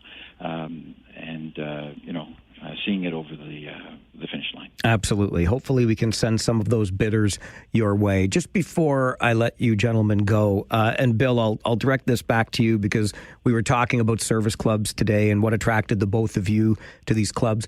But if somebody was interested, Bill, in becoming a member of Rotary, is there any criteria they need to know about, or can anybody become a member of Rotary? Generally, anybody can become a member, provided they've got this sense of wanting to give back. I mean, the main motto of Rotary is service above self, and we're a service organization, and that name says it all. People who are willing and able have a little bit of that time and that interest in serving not just their local community, but Rotary is an international organization as well. So we're always looking for that kind of person that, wants to give back, wants to be supportive of their community. I appreciate the both of you and the service you have given to the community over the years, and I hope it's a great auction again this year. Thank you both for joining the show this morning. Thank you. Awesome. Thank you. Bill Proctor and Vince Cerullo joining us on the show. Vince is the chair of this year's Rotary online auction for Kitchener Rotary. Bill, the past president. It's an easy website to get to, rotaryonlineauction.ca, and you will find just about anything that you can bid on, from sports to dining to gift cards to local businesses to that Warbirds co-pilot experience, you name it. And when you make those bids, and when you are successful in winning those prizes, you are supporting the work that Kitchener Rotary does in our community. So rotaryonlineauction.ca is the website to visit. All right, we're coming up on an update from the 570 News Center. Big meeting yesterday at regional headquarters on Frederick Street, where a committee voted 15-1 in favor of extending light rail into the city of Cambridge. Only one dissenting vote, and that came from Cambridge Mayor Jan Liggett. Wednesday mornings at 11:30, Rob Deutschman joins us for some political R&D. So we'll break down the meeting yesterday and sort of talk about the deja vu all over again, because there were similarities to yesterday's meeting and some of the meetings around phase one of light rail 15 or so more years ago. We'll talk about that with Rob Deutschman in about 30 minutes time. But right after this update from the 570 News Center, one of our colleagues with Rogers Radio doing something for the right reasons, and it can benefit you as well. We'll tell you the story coming up on the Mike Farwell Show. This is 570 News Radio and Rogers TV. These are my absolute favorite stories to share. The stories of people doing things because it means something to them. And then when they do it, it also could mean something to you. In this particular case, it could mean currently, and I emphasize currently because it's going to mean a lot more financially to you in the days ahead. But currently, almost $90,000 is what it could mean to you. If you've listened to this show for more than 5 minutes, especially yesterday, I was just sharing with you yesterday about early radio days for yours truly and how I always envisioned myself someday ending up on a rock radio station. Well, one of my colleagues in Rogers Radio is doing what I always dreamed of doing. He's doing rock, I'm doing talk. I'm having a ton of fun doing that, but we're going to mix the two right now as Drew Dalby joins the show. He is a part of Brock and Dalby's show on K-Rock 105.7 in Kingston. Mr. Dalby, good morning, sir. How are you, sir? Hey, I'm doing great, but let me ask how you are, because you start your show at 5:30. I know that means you're up at what we call the crack of stupid. How many cups of coffee have you needed to get through till 11 o'clock this morning? Oh, see, and that's the crazy thing nobody ever believes. Neither Brock nor myself has ever had a cup of coffee. Shut the front door. Come on. Lifetime. Come on. Now, that said, that White Monster Energy did hit nicely this morning. So. Absolutely love it. Listen, glad to have you here to talk about Brock and Dalby's big win 50-50 for Breast Cancer Canada. And the reason, of course, that Breast Cancer Canada is the charitable partner in this is deeply meaningful to you, I know. Can you share the story with us? I can, yeah. So in 2017, my wife, Nicole, was diagnosed with, at the time, stage 2 breast cancer. It would proceed over the next 2 years to stage 4, and unfortunately, in November 9th of 2019, it did end up taking her life. And since then, Brock is like a brother to me. We've been friends long before we were doing radio together. Now we do this show together. We always look for a way to be able to honor her memory and help in this fight. And that's taken many different avenues. The first year that we did it, way back in 2020, we did a 4-hour radio show live on a treadmill. We've done T-shirt sales, and we've done all sorts of other fundraisers. But last year, we started doing this, the Brock and Dalby Big Win 50-50, and it raised over $230,000 for the jackpot, which meant $116,000 for our winner, a lady named Beth, but also $116,000 that we were able to give to such an important organization like Breast Cancer Canada. And now here we are, year number 2, and you said it right off the top. We are in the shadow of $180,000 for the jackpot, and we've still got all of today, all of tomorrow, and right up until 8:30 on Friday, which is when Breast Cancer Canada and their charitable partners are going to be doing this draw. Now, I want to make it clear, as I said at the beginning, Drew, the Brock and Dalby show at our Rogers station in Kingston. But the beautiful thing, God bless you, Ontario government and the Alcohol and Gaming Commission, that allows us to have a 50-50 raffle that, yes, it may be Brock and Dalby's raffle, but we can buy tickets right here in good old Kitchener, Ontario as well. Anywhere, in fact, in the province, online, we can buy these tickets. That's right. Well, and we're lucky. Our home station is K-Rock, but we're also lucky to be heard across the Rogers Rock Network. We're in Sault Ste. Marie, we're in Sudbury, we're in North Bay, we're in Timmins. So, we're able to tap into all these different places. And of course, breast cancer is one of those things that it has no home turf. It resonates with absolutely everybody. It's so prevalent in our modern society. But like you said, thank you to the way things work with lottery licenses and that sort of thing.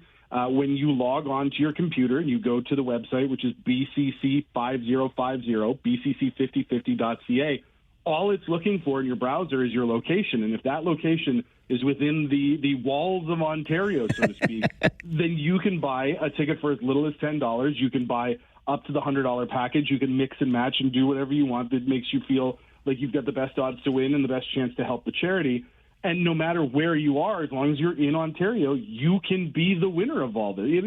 It'll be a bummer for me that it's not somebody that I can try and borrow $20 off of. But if it's somebody in the beautiful city of Kitchener, then let's absolutely do that. Anywhere within the walls of Ontario. Trump can't tariff this, Drew. But you know what?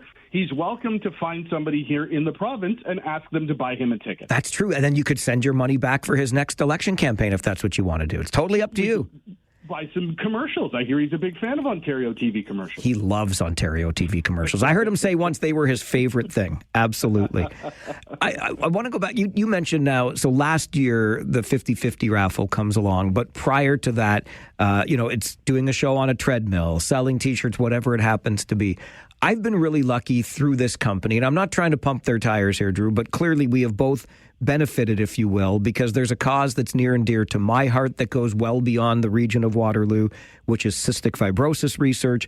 You mentioned Breast Cancer Canada. This is something that so many people can relate to, and we're helping out through a fun way like this, but also the platform that we have been afforded to not only raise awareness, but raise funds. It's a pretty special thing to be able to do. Well, I mean, listen, I'll tell anybody who asks, right? You mentioned that we wake up at the crack of stupid to get up and do our morning show, and we're just a couple of guys playing rock tunes and being silly, and I'll tell anybody who wants to listen that it's the best job in the world because I get to go to work with a friend, and we get to make friends with other people, and we just get to have fun. But one of the best things, and you know this from your radio career, when radio has the opportunity to make a difference for people, when we can give people the opportunity, because that's like last year, a woman won $116,000. We had a chance to catch up with her at the beginning of October, and she was able to pay off debts. She was able to buy a new car. She was able to help her mom, who is older sister, who is a breast cancer survivor, to get back on her feet, because when you have something like this, the bills start to pile up. Like, that changed that woman's life. Then we take another $116,000 and we give that to Breast Cancer Canada, and they're one of those organizations that when people think about cancer charities, it's all lab coats and science and trying to find the cure for cancer, and that's obviously very important. But there's also has to be these groups like Breast Cancer Canada that are looking after the people that are already there. Like, we can't only be focused on prevention, because there are people as we speak that are going through hell and fighting this fight. And that extends not only to the people who are afflicted with the disease, but their family. When my wife had breast cancer, we had a 5-year-old and a 3-year-old going through this at the same time. And we needed outlets like Breast Cancer Canada to be able to help us with things like childcare, with being able to line up different information, line up different treatments, and all these different things. So that's why this is so important. And we've raised about $10,000 just today alone, because on the show this morning, we held our audience hostage by playing 3 hours of nonstop Christmas music until they helped us get to the $175,000 mark. And it's just one of those things where, like, we were able to use our platform and give other people the opportunity to make changes in people's lives and to have some fun with it. So that's, it's just such an amazing opportunity all around to be able to do something like this. I absolutely love it. But let's be honest, Springsteen does Christmas pretty damn well. Springsteen does Christmas very well. The one that we noticed, have you heard of Dominic the Donkey? Excuse me? I think that's what they call me around here. No, I have not. There is a Christmas song, and I highly recommend that anybody listening go and find it today and listen to it one time only, because that's plenty. But that one, we had literally people calling in and donating money so that we would play it again. So that's, again, where you can have the fun of, why are we listening to Christmas music on November 5th? There's the argument about Remembrance Day and all these other things. But as soon as you help people to realize, like, we're doing this because it's stupid and it's fun and it's silly, and at the end of the day, we've raised $5,000 to go to Breast Cancer Canada, another $5,000 to go into that take-home prize, and we're on our way to hitting $200,000 likely by the time this thing draws. And all of a sudden you understand, like, oh, I get what's happening here. And that's the beauty of this, Drew. Like, we're pushing $90,000 right now for just the take-home prize, $180,000 almost in that jackpot. And having done this last year, you know how these things gather incredible momentum in the last 24 hours or so. Oh, to try and, again, sway literally anybody who's listening to go to the website, bcc5050.ca, and buy themselves a ticket. Last year, on the Thursday and Friday leading up to the draw, and the draw ended at 8 o'clock last year. This year it'll end at 8:30, so it's that extra half hour, which you'd be shocked at how much comes in. I believe the total raised between the last 32 hours or whatever it was $60,000 for the jackpot. So, if you added that on to what we just have right now, that would put the take-home prize at almost $120,000, which, I don't have to explain to anybody. It's fun to see $80 million or $40 million and $649 and Lotto Max and anything like that. But to get a check for $120,000 from Breast Cancer Canada, it would change lives. It will change the life of whoever wins it, and that's a pretty cool thing to think about. There's no question about it. BCC5050.ca. BCC for Breast Cancer Canada. BCC5050.ca. Tickets start for as little as $10. The current take-home prize, just over $89,000. Drew, I love what you're doing. Keep it up. And hey, if you rock guys ever need a geeky talk guy for even a small segment on your show, I'm jonesing for it, buddy. One of these days I'll get on rock radio. Well, hey, listen, you're more than welcome. But on the other side of the coin, people keep telling us we need to shut up in the morning. So if you need more people to talk, you let us know and we'll come find you. I'm going to call you more often, my friend. Keep up the great work. Good. Thanks, Drew. Drew Dalby is one half of the Brock and Dalby morning show on K-Rock 105.7 in Kingston and across our rock radio network. Listen, you know me. I am as much a radio listener as I am a radio announcer. I listen to tons of other stuff. There's a lot of good radio being produced every day. Brock and Dalby, if you look them up on that Seeker app, you'll find their show. It's worth a few laughs. Seeker, Seekr. But more to the point, and please don't listen to Brock and Dalby while you're supposed to be listening to this show, okay? You can multitask. You can listen to one and then the other, okay? A little bit here, a little bit there. A little bit of talk, a little bit of rock. You see how this works. But most importantly, what I would love to encourage you to do, because isn't that story remarkably similar, right? Drew loses his wife to breast cancer. And as a response to that, instead of sitting around and moping, he decides he's going to get behind the cause. And thanks to, again, I'll just be honest because it's the truth, this radio company, he's allowed to use his platform and hold a 50-50 raffle in cooperation with Breast Cancer Canada to raise money for Breast Cancer Canada and to award you a big jackpot. That is virtually identical to how Farwell for Hire got started. Tremendous loss and pain in my family, and we tried to turn it around and change outcomes for other families. I'm sure you know somebody who has been impacted by breast cancer. Maybe it's impacted your family, and God bless you if it has, and you're here with us today soldiering on. This is a way that we can help out and put some really good money back into your pocket. BCC5050.ca. Current take-home prize, just over $89,000. The jackpot, more than $178,000. I just did a refresh. Ticket sales already starting to increase because that's the kind of person you are. Appreciate you for that. Again, anywhere in Ontario, Brock and Dalby may be based out of our station in Kingston, but if you're in Ontario, you can buy these tickets, and that is a sweet prize that's only going to get sweeter before they make the draw on Friday morning. BCC5050.ca. What a great story from one of my colleagues here with Rogers Radio. And this is an easy way, as little as $10, you can get in on the draw. An easy way for us to help raise that money for Breast Cancer Canada. BC5050.ca. Take a quick break. When we come back, this came up at the beginning of the show. I promised I would come back to it because I don't often delve into U.S. politics, but something very, and I do mean very, interesting happened yesterday in New York City. I'll tell you about it coming up on the Mike Farwell Show. This is 570 News Radio and Rogers TV.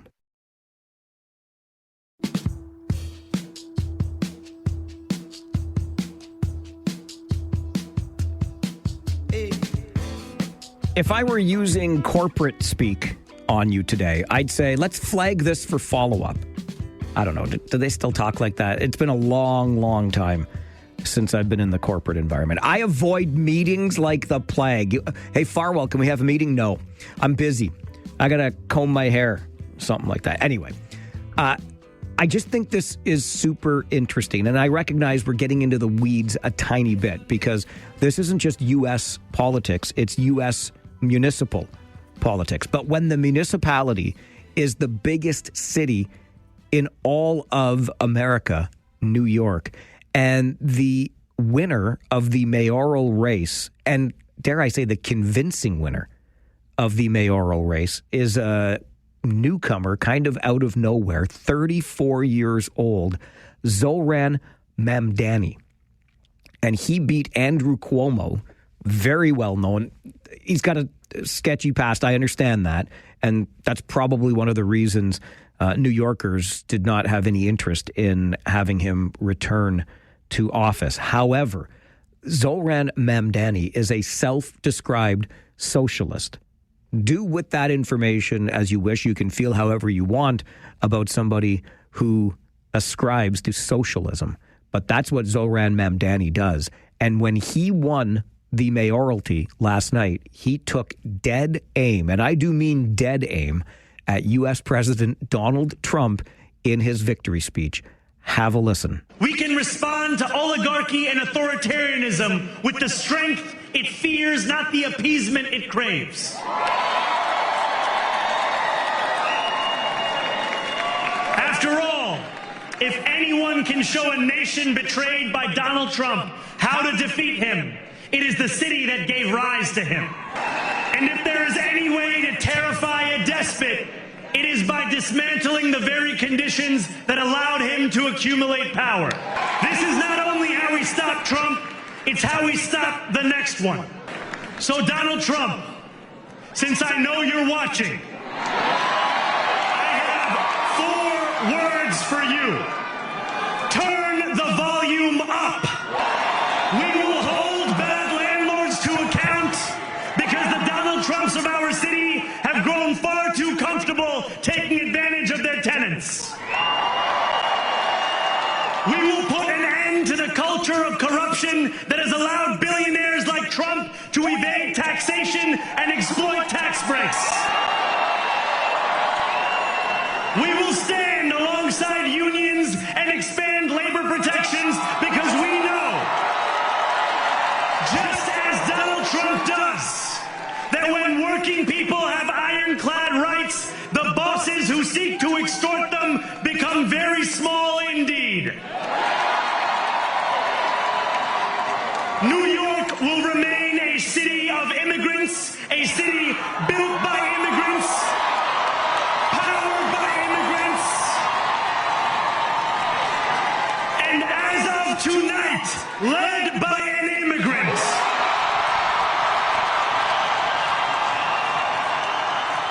So hear me, President Trump, when I say this.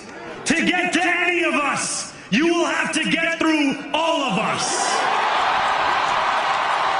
Don't send ICE to New York, President Trump. That is Zoran Mamdani, the new 34-year-old mayor of New York City. And as a mayor, he's talking about an agenda of universal daycare, free transit, city-owned grocery stores. And as you heard right there, I pointed out at the beginning, taking dead aim at the U.S. president in his victory speech. We know that Donald Trump is the furthest thing from left politically, and that the political right rules the day in Washington. It's got both the House and the Senate. But this is not just a little left, but socialist left of center politics that has now taken over the main office of City Hall in New York. And does this pave the way for more left-leaning politicians to win races, governors, whatever, in the United States? I think it's fascinating, and we'll just keep our eyes on that as time marches on. An update from the 570 News Center, and then it's Wednesday morning. Rob Deutschman joins us for some political R&D. What went down at Regional Council yesterday? A lot like what went down about a decade ago. We'll talk about it coming up on the Mike Farwell Show. This is 570 News Radio and Rogers TV.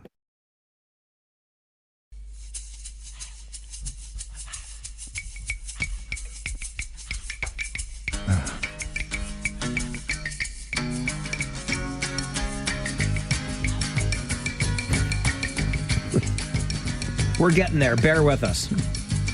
Could you pick a song with a longer, quieter intro, Deutschman? You can pick any part of it to jump in. Why? Now you tell me. Hoo-ha, Magic Bus. Oh, wait. Here we go. What did you play this off vinyl? What are you playing, an AM transistor radio in there? What is going on? All right. Hoo-ha, Magic Bus. We tease because we love, and Rob Deutschman, we tolerate Wednesday mornings, 11:30. I appreciate you. Political R&D, the R for Rob, the D for Deutschman. I felt like I had stepped back in time, got into a DeLorean with Doc Brown and went back to 2010 or so. Well, just before I get into that, though, I just want to point out how I appreciate you, Mike. Thank you. So, as you know, I was listening to your show yesterday, and I thought the opening was quite dark, like almost macabre. You were talking about being buried in the Highway 7. Yeah. And then you were talking about your last meal being a coffee and a muffin from Tim's. That's all I ask. So, I thought about that, and I thought, okay, you know how we always wonder whether we're going up or down when the fateful day comes, right?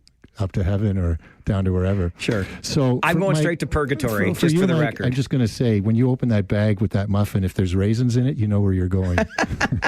Isn't it? That's one of the other cool parts of the story, right? I go to the drive-thru. I have no idea what to order when they say pumpkin spice is gone. I'm like, just put a muffin in the bag, and it did not come with raisins. I am going to heaven, apparently. At least I was in heaven for a few minutes yesterday morning enjoying that chocolate hazelnut muffin. But yeah, you're right. It was a bit of a throwback yesterday when you listened to some of the arguments and stuff. Oh, and I also wanted to mention, you probably didn't notice, and I'm sure the listeners haven't noticed either, but we've had floor crossings at the regional council. Pardon? No, there's no party politics locally, Rob. What are you saying? The chairs all got jumbled up, musical chairs, and everyone switched sides and new seats around the horseshoe. It didn't change the outcome of the vote. 15-1, but we had floor crossings. All right. So, yes, 15-1 voting in favor of a staff report. This is not done yet, but this is a very big step because it has to come to regional council for final ratification. Yeah, just for everyone's information, you have your committees, okay, and the committees are everybody on regional council. So you've got finance, you've got sustainability, infrastructure, and you've got community social services, right? So it was always kind of funny to me. It's like all the same people around that horseshoe making that decision, but it has to go to regional council, which is, again, all the same people. Exactly. So I find it very weird. I don't know if it's a throwback to a time when maybe these committees had fewer numbers of people that would make these decisions, and then it would go to council of the whole in order for the decision to be made. But now everyone's part of everything. So, well, I think that's because it's described as a standing committee, right? There are other committees, like you got your environmental advisory committee, so you got advisory versus standing. Sure, and those committees will have one or two members of regional council, along with members of the community on there as well. But standing committees have all the members of council, which is strange. Sure, but again, all the decisions I think all the decisions out of those three committees go to a regional council. But anyway, we digress. Every once in a while, you will see the vote change because someone was absent, maybe. From, or they get swayed, let's say it was a 9. Let's say it was a 8-7 vote. There's 16 of them. And then maybe somebody shows up, now it's 8-8 and gets defeated. So, that could happen. So Can I tell you why I think the votes change sometimes? Why? Because it's politically opportune for that to happen. So let's take this, for example. It's 15-1. So we know that it's going to pass at council. Should, yeah. But somebody else that thinks, you know what, I might score some points with my potential constituents by voting against this. They know they're safe voting against it because it's still going to pass, which deep down they want, but they're going to try to score some political points by voting against. Boom, the vote changes. I think if someone voted one way and then 2 weeks later votes a different way, it's going to have to be based on some significant issue that they can they'll point make to. up a significant it's issue. Rare. But There's going to be political points. It's more like someone who hadn't voted the first time around shows up at the next meeting. That's really where it happens. It's not so much that. But it was interesting to listen to the debate that went on. This is a big, bold step forward for the community. It's a significant step forward. And I listened closely to the people that showed up that were opposed. A couple of councillors, somebody from a tax alliance, and then listened to the comments from the mayor for Cambridge. And you talk about deja vu all over again. Interestingly, back in 2010 or 2012, whenever the vote was, Brenda Holloran, mayor of Waterloo, voted against. And asked for a referendum, which Councillor Helen Schwery, I know she's municipal, but is asking for now too. Yeah, you don't need a referendum. But isn't it interesting? We went through this exact same thing with phase 1. Most people who are opposed to something that's one of the arguments. It's either there's a problem with traffic, et cetera, and you'll find with councillors, anyone who's asking there should be a referendum are the ones that are already on the losing end of that vote. Because in this situation, you can see all of the Engage WR, all of the participants in that overwhelmingly supported the extension by a large percentage. There was a poll that showed a large number of people, a significant number of people supported it. All the delegates that show up, the majority of them, strong majority of them, all supported the ION. And I think so. You're always going to either hear we should have a referendum when already people are elected to. And we've talked about this. People are elected. They elect you to say, "Hey, you use your common sense and make the big decisions for us." That's what we do. We don't get a referendum on every item that comes up. So it's either they say we want a referendum, or you'll hear like we heard during from one of the delegates. The silent majority. There always is that the silent majority, which is a crock of whatever. I mean, the silent majority is whatever it is. There's no such thing, but people will use that to say, I'm here in support of the silent majority, as if it gives them standing for what they're doing. I think there is a silent majority. I really do. I describe them as the roast beef and mashed potatoes crowd. There are people, tons of people in this community, Rob, that go out to work every day just trying to get some roast beef and mashed potatoes on the table on Sunday, add some gravy on. Right. They are disengaged to the point that they've got other things on their plate, other priorities. And those are the people, but they are engaged because they voted you in to make the decisions for them so they can have the roast beef and potatoes on the Sunday, right? That's what they said. You take care of that. I'm doing my thing. If I see you do something that I don't like, come next election, I'm going to vote you out. That's the way it goes. This whole argument about, the silent majority has been left out. That's a crock as well. I mean, there were no sound arguments that I heard opposed to this. I mean, back in the mayor for Cambridge. Interestingly, the mayor for Cambridge's arguments too were not strong. One was she wanted it to go to a residential area. Well, to get people to employment. But which residential area? There's many residential areas. You can't cover all the residential areas. So that argument doesn't hold.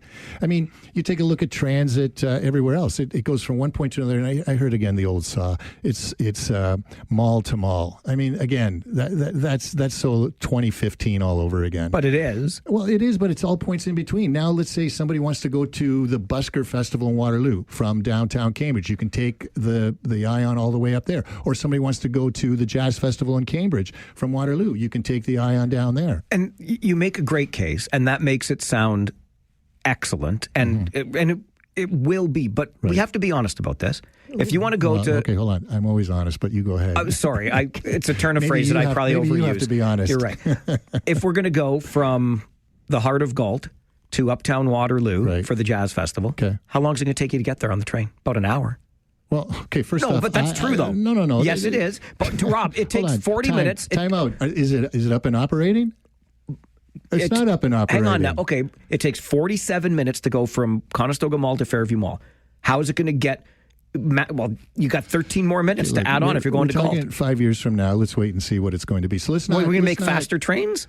Okay, are we focused on getting this built, or are we focused on the speed? If we're focused on the speed, we can talk about that too, and they'll work on that. But people will use it to do that. I know they will, but all I'm saying is, and I support it, I do, but when we talk in nice flowery terms like that, you're going to be able to go from Galt to Uptown Waterloo for jazz. By the way, the Galt Jazz Festival is awesome, but all right, Mike, I'm just saying. This is what we're going to do. You just did your speed camera little excursion.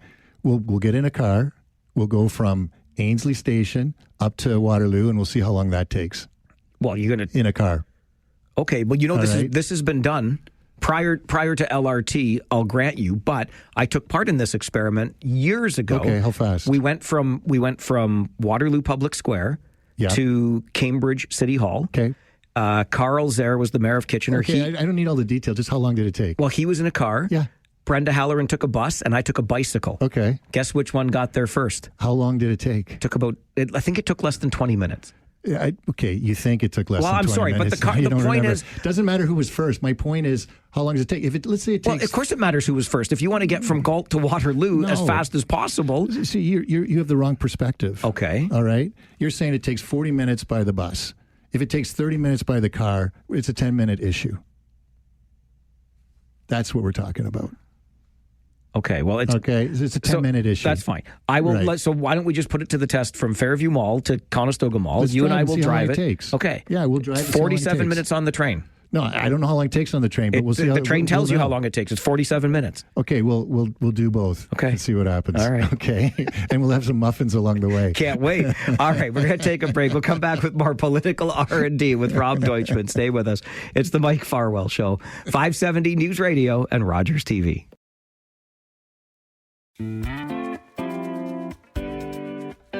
Wednesday mornings, 11:30. Rob Deutschman joins us for some political R&D. Talking about light rail transit phase 2, a regional committee yesterday, which is comprised of the entirety of regional council. So I think we know where this is headed, but they voted 15-1 in favor of extending rail into Cambridge. It's a $4.5 billion project. You and I spent some time, Rob, in the first bit of this segment talking about the use of transit by riders, people riding. But I think what we have to remember, and our friend Tom Galloway pointed out, he was at the meeting yesterday and reminded us that this is more about the development that happens around the transit stations than it is about the number of people it moves. I think that's for a large part true. Obviously not the only argument, but that is the significant reason. That's when I interviewed Jerry Thompson on my old Grey Mayor's podcast. He was the CAO for the region Waterloo and developed the first official regional plan, which was groundbreaking. And he said at that time, they took a look at the map of the region and they just drew a line straight down the middle from north to south. And that was going to be the future ion connection. And the whole idea was behind it, and this was like in the 70s, was that they recognized that they wanted to protect the countryside as much as possible because, we have that unique aspect to our region, the ability to be rural and urban in a very short order, and also to allow for intensification to occur, again, so that we're not encroaching upon the countryside line. And and it's proven itself. Kitchener to Waterloo has seen significant growth. And I just want to point out, the other argument that you hear from Cambridge people opposed is, well, we've made a $60 million investment and we got absolutely nothing for it. That couldn't be further from the truth. Okay. First off, the $60 million is part of an area rating. Okay. So they said the cities are paying for the first phase of it.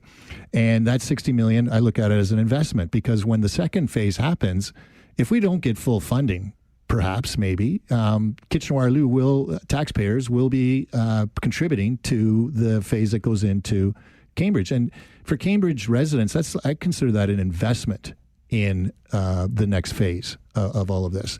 And Tom's right. The whole point was, and if you think about it too, if you put it into an analogy that I have here is like, what built this country was the railroad. The railroad connected the country, all the disparate parts of the country. What's going to connect this region?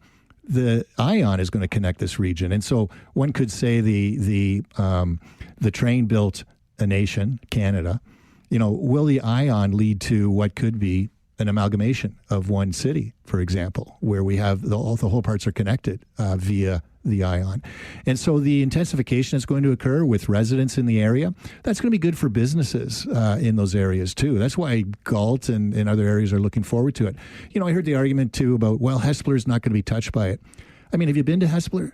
Hespeler is a fantastic community, fantastic downtown. They've got that massive condo development that went up. They're right by the river. They've got hip shops and restaurants and everything else. They're doing great. They don't need an ion down in Hespeler.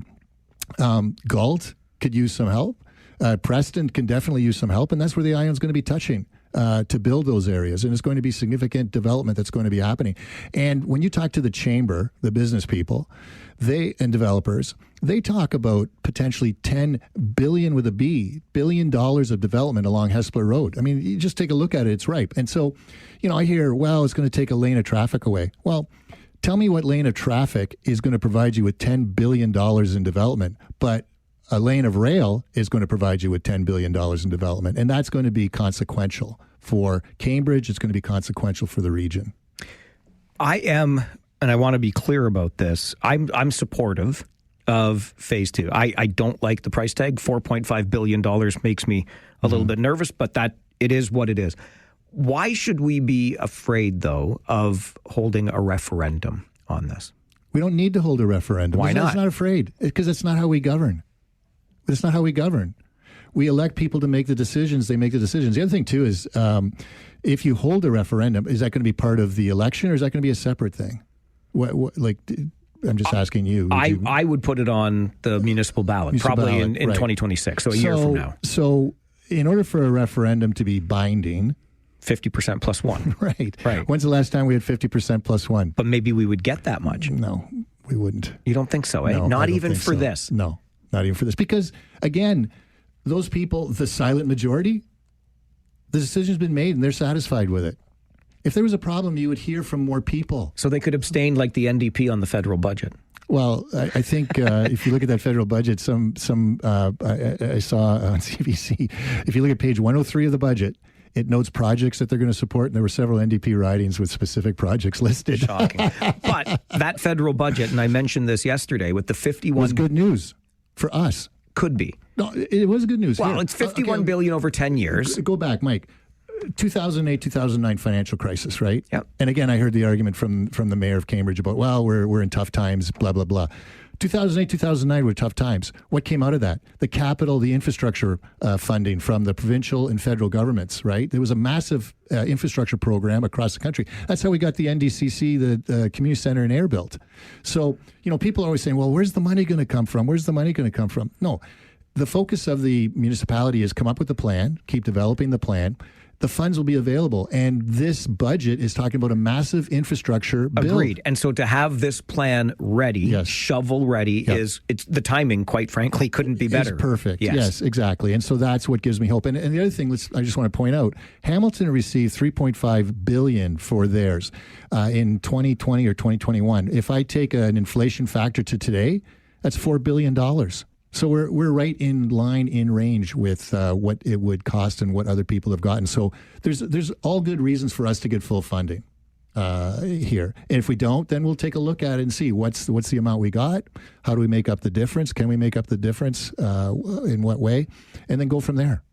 Are you surprised at all that the conversation this time around has been so similar to the conversation the last time around? I thought we would have taken some lessons and realized, hey, this has worked out pretty well overall.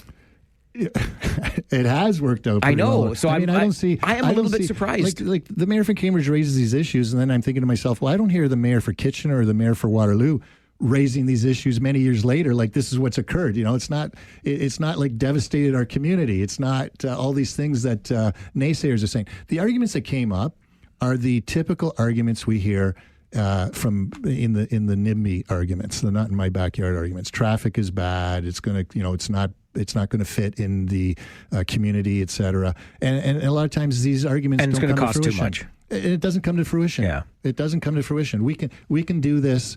We can afford this. And that's a massive, the federal government is going to be investing massively. What was it? A $54 billion infrastructure fund.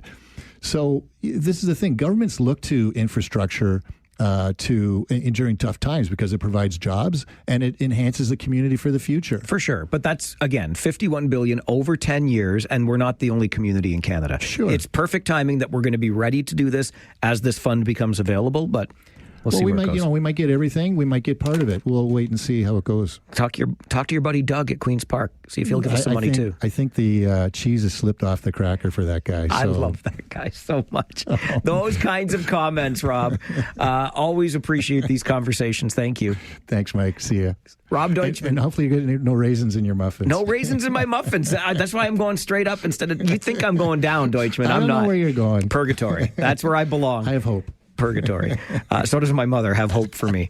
Rob Deutschman, Political R&D, Wednesday mornings at 11:30 here on the show. We're going to get you an update from the 570 News Center, and then maybe what Rob and I just talked about is something you want to talk about. Light rail transit phase 2. The trains are coming, baby. Get on that crazy train, okay? Because choo-choo. Choo-choo. It's going to happen. We talked about e-bikes and e-scooters earlier. We got the federal budget to discuss. So much. Good thing Talkback is coming up on the Mike Farwell Show, 570 News Radio and Rogers TV.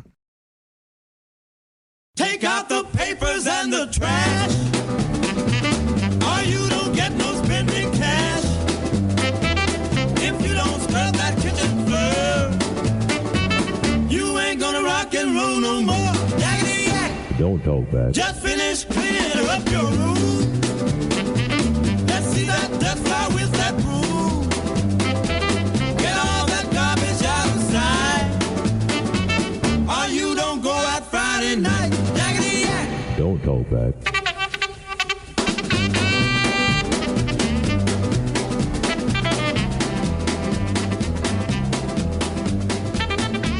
That song is your cue to do the opposite. The song says, yakety yak, don't talk back, but we want you to talk back. During this hour, every day, noon until 1, we open the phone lines and give you the chance to have your voice heard. And just based on my inbox, if my inbox is anything like the next hour of Talkback is going to be, we are going to have ourselves a rip-roaring good time, because the conversation that Rob Deutschman and I just had about LRT to Cambridge has certainly struck a chord. It's happening. Regional Council voting, well, a committee of Regional Council, but the committee is made up of every member of Council. 15-1 the vote yesterday in favor of extending rail into Cambridge. The lone dissenting vote was that of Cambridge Mayor Jan Liggett. I will remind you of one of her arguments against. I was looking for a different route originally. The premise of the LRT has always been since day one to get people from one shopping area to another. And I strongly believe that it should be taking people from where they live to places of employment. And this is not doing that unless you happen to live nearby an LRT line and are you going to work into a shopping district. It's a fair point. That's the way the train runs from Conestoga Mall in Waterloo to Fairview Mall in Kitchener. It doesn't necessarily get you to those employment lands out by Toyota, etc., Maple Grove Road and whatnot. Mayor Liggett also argued in favor of rapid buses because, of course, they are far less expensive. The point that argument overlooks, though, is all of the development, the billions of dollars of development that we've seen happen in Kitchener and Waterloo and that will happen in Cambridge. I support rail, but I understand the arguments against. One dissenting vote yesterday. So there's something that we can talk about. We've obviously got the federal budget here in Canada, and many of us, I think, are still shocked from the sticker price. $78 billion by way of deficit. And how about that new mayor of New York, a 34-year-old immigrant?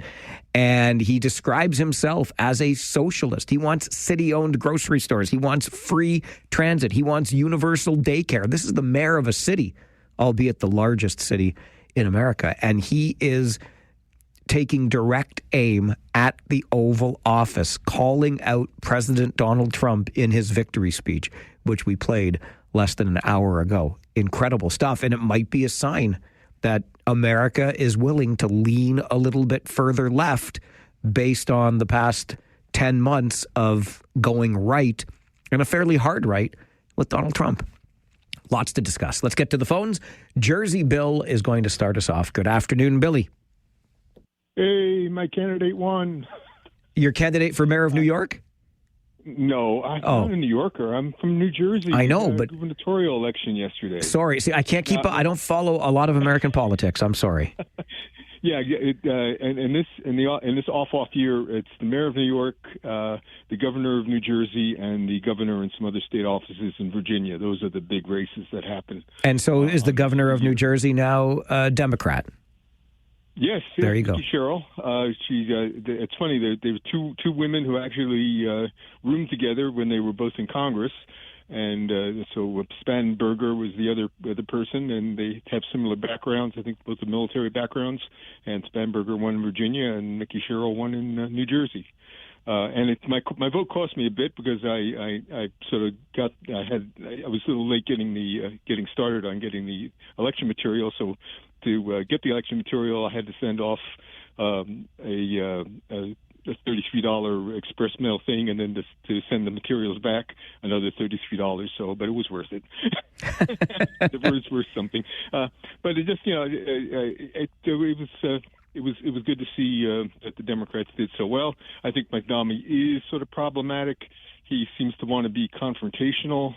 The mayor of New York is influential, but he doesn't have all that much power. Every mayor, even the mayor of the biggest city in in the United States, is a creature of the state government, and to get taxes and such passed, he has to go through the state legislature, and whether or not he's going to be able to do very much that way remains to be seen. But the governor of Virginia, the governor of New Jersey, they're both strong governors. In Virginia, you can only run one term. You can run for 2 terms in New Jersey. New Jersey especially has a strong governor. So I'm hoping for the best for that, and also that their policies will be a little bit more moderate and not so much in the face of the president. We know how he reacts to that. Billy, great point. And confrontational. If you were watching on Rogers TV Cable 20, you probably saw me smirk a little bit and nod my head because, listen, I'm all for a little bit of confidence, but boy, oh boy, you attract more flies with honey, at least from where I'm sitting. And as Billy points out, you can be the mayor of the largest city in America all you want, but you're going to have to work with people to get stuff done. And certainly Mayor Mamdani has taken a confrontational approach to office as he just won yesterday. Kyle is next on Talkback. Good afternoon, Kyle. Good afternoon. First of all, my thoughts and prayers are with those who lost their lives yesterday in the UPS crash that happened in Louisville, Kentucky. Sad thing what's going on there. But I want to go to this LRT thing. Why are we so backwards in Ontario for this? I mean, I went to Europe a month ago. Their transit system has been built in the 1900s. They have no issues. We are the fastest growing region in Ontario or in Canada. I don't know if it's still true or not, but we at the time when we were talking about this last year, we were the fastest growing region in Canada, and we can't even get an LRT. You know, like this is the problem. Just get it built. These people that say, I don't want an LRT in my backyard, the traffic and all that stuff, if you don't want to have an LRT, then you're going to have to deal with the next 50 years of bus traffic and people sitting in the line and all that stuff. It takes 45 minutes to go from Conestoga Mall to Fairview Mall. In a car, it takes 15 to 20 minutes. You don't need to do it, Mike. I've done it. So, get the LRT done. Just be a modern system where we have transit, where we have an LRT, where we have a subway system. I don't care. If we have 6 or 7 LRTs running around the region going from Elmira all the way to New Hamburg or something, who cares? Get it done. Like this whole argument of that people say they don't want it, figure it out. Go travel across the world, see what their transit system has done, because like I said, they've never had any issues. It's annoying how much we're fighting over the next phase of the LRT. It should have been done 15 years ago. It should have been done 30 years ago. But here we are having the conversation about it. Thank you very much, Mike. All right, Kyle. Appreciate the call and the passion. I don't know that we needed it 30 years ago, although I could take you back 60 or so and remind you of the trolley that we used to have running right down King Street that we buried, put roads down, and anyway, I'll leave that aside. And I want to be clear on this point too. Look, I get it, but frankly, if it takes 15 minutes to do the drive or 45 minutes to take the train, guess what I'm going to do? 7 days a week and twice on Sundays. Like, I'm sorry, but I will choose the car. Here's the thing we have to remember. 10, 20, 30, 40 especially years from now, there will be more people taking transit than driving vehicles. Think about the young person in your life. Do they have a driver's license? If they do, they're probably the exception. I could be wrong on that, but our daughter never showed any interest in getting a driver's license. And I think a lot of young people today are looking at other ways, so they wouldn't know. They don't have any other perspective. If it takes me an hour and a half to get there on the train or on the bus, then that's what it takes.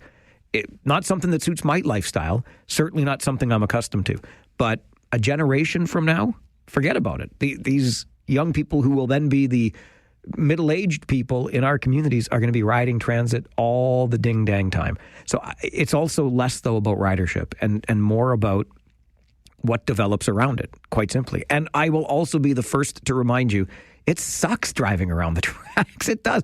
I don't even like going into downtown Kitchener with my car anymore because it's so hard to get around all those tracks. Forget about Herb Street by Caroline. Every time I try driving Herb past Caroline and then down towards Bridgeport Road, I get stuck by the train. Every time. But it's the small price to pay for the big picture, in my opinion. Tom, you're on Talkback. Good afternoon. Yeah, hi. It might seem expensive now, but like you said, in 10 years, 15 years, it'll be worth it because cars will be driven less and less, like the way the economy is going. Like Ford just killed all the jobs in Ontario and in Canada with that advertising. So I realize it's going to be an inconvenience while you build it, but in 10, 15 years, a lot of people will be using public transit more than now. All right, Tom. And I agree with that. And when it comes to a referendum and those who say they are opposed, I don't think they're taking the long view. And that's okay. Nobody's going to force you to take the long view. But I would argue that's why we elect people and put them into decision-making roles, because we're asking them to take the long view for us. I think our council's doing that. Just my take on it. But we'll take more calls on that or anything else that's on your mind this Wednesday afternoon as Talkback continues on the Mike Farwell Show, 570 News Radio and Rogers TV.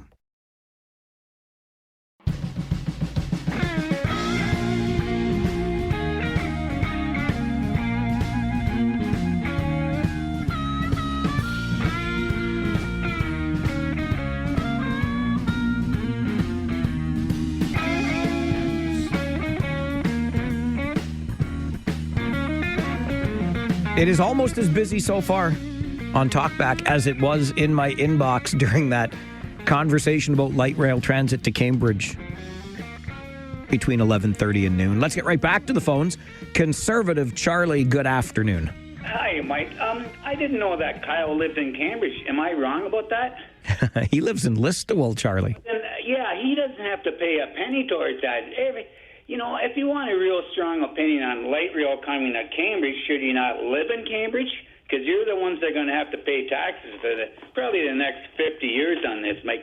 But, my understanding of that vote yesterday, which I think was pretty well rigged, was to proceed with cost analysis. It's just moving ahead a little bit to see what it's actually going to cost. My opinion is Cambridge is doing quite fine with development as it is without light rail.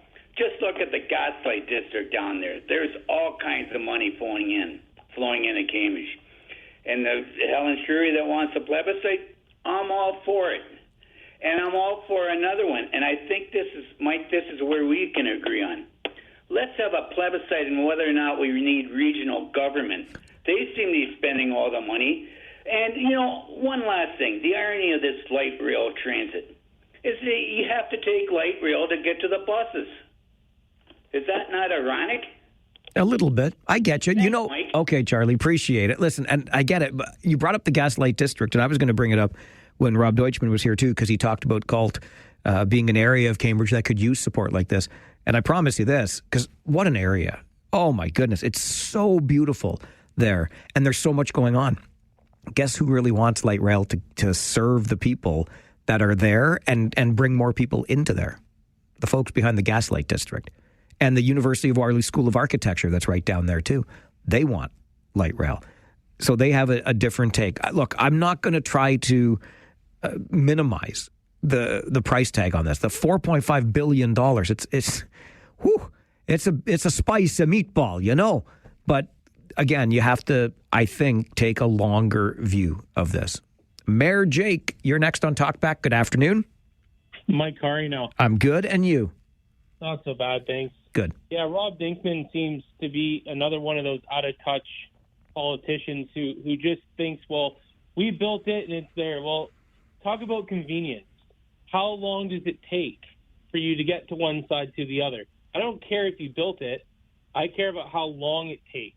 Because if it takes 2 hours and it takes me 20 minutes to drive, then what was the point of building it? And that's what I'm concerned with the cost of spending is you're not putting in convenience, time. So how long will it take for me to get to say, and you were talking about it earlier, from Galt to downtown Waterloo, how long does it take? And again, the left likes to make that argument, well, we built it and it's there. Do you not see it? Well, yeah, okay, you built it, but it takes me over 2 hours. So now I have to, get up twice as early in the morning, and then I get home twice as late. So now I lose time with my kids. And I don't think that's fair to any of the taxpayers who want, a better transit system. And we pay for it, right? Like, as taxpayers, we pay for that. So why can't we make it so it's a little bit faster and more convenient?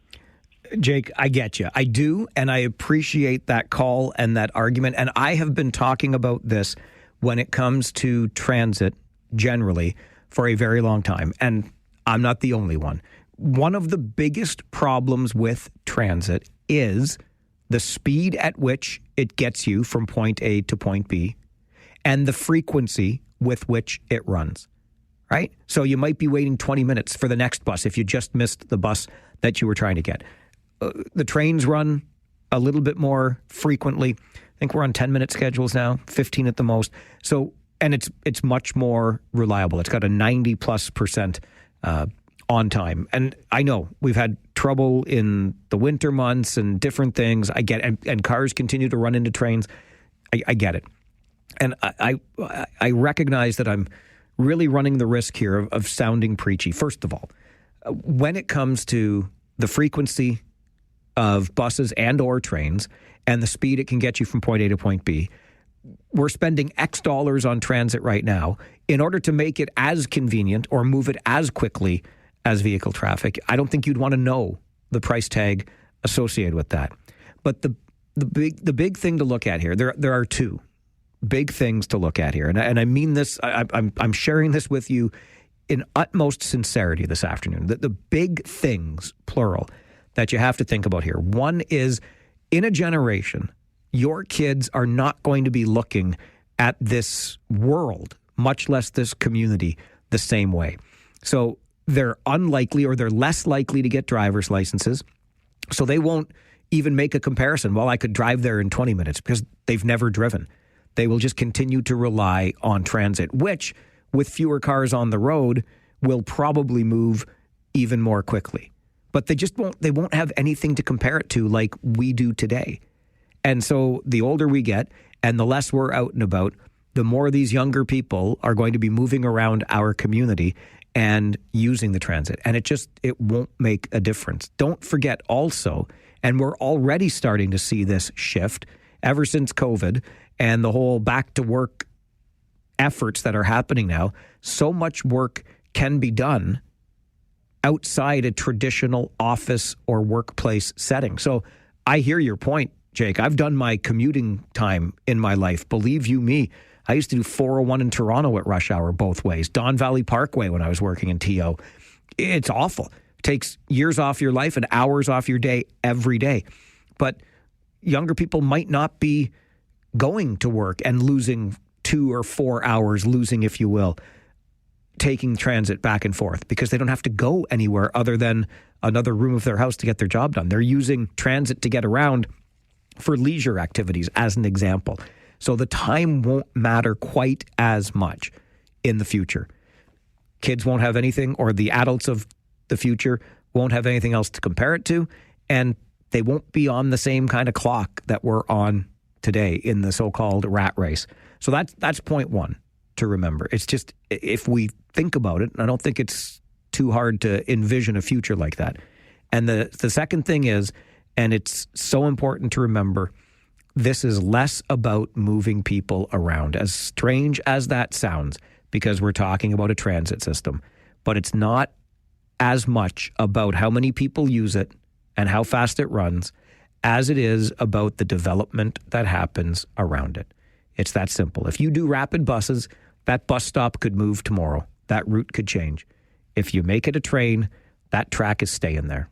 And then the development will happen around it. And you can see the case study right in Kitchener and Waterloo, because we've seen what has happened over the past 6 years since the train opened. Those are the big reasons that I continue to support Phase 2 of Light Rail. We'll take more calls on Talkback, because that's what Talkback is for. It's the Mike Farwell Show, 570 News Radio and Rogers TV.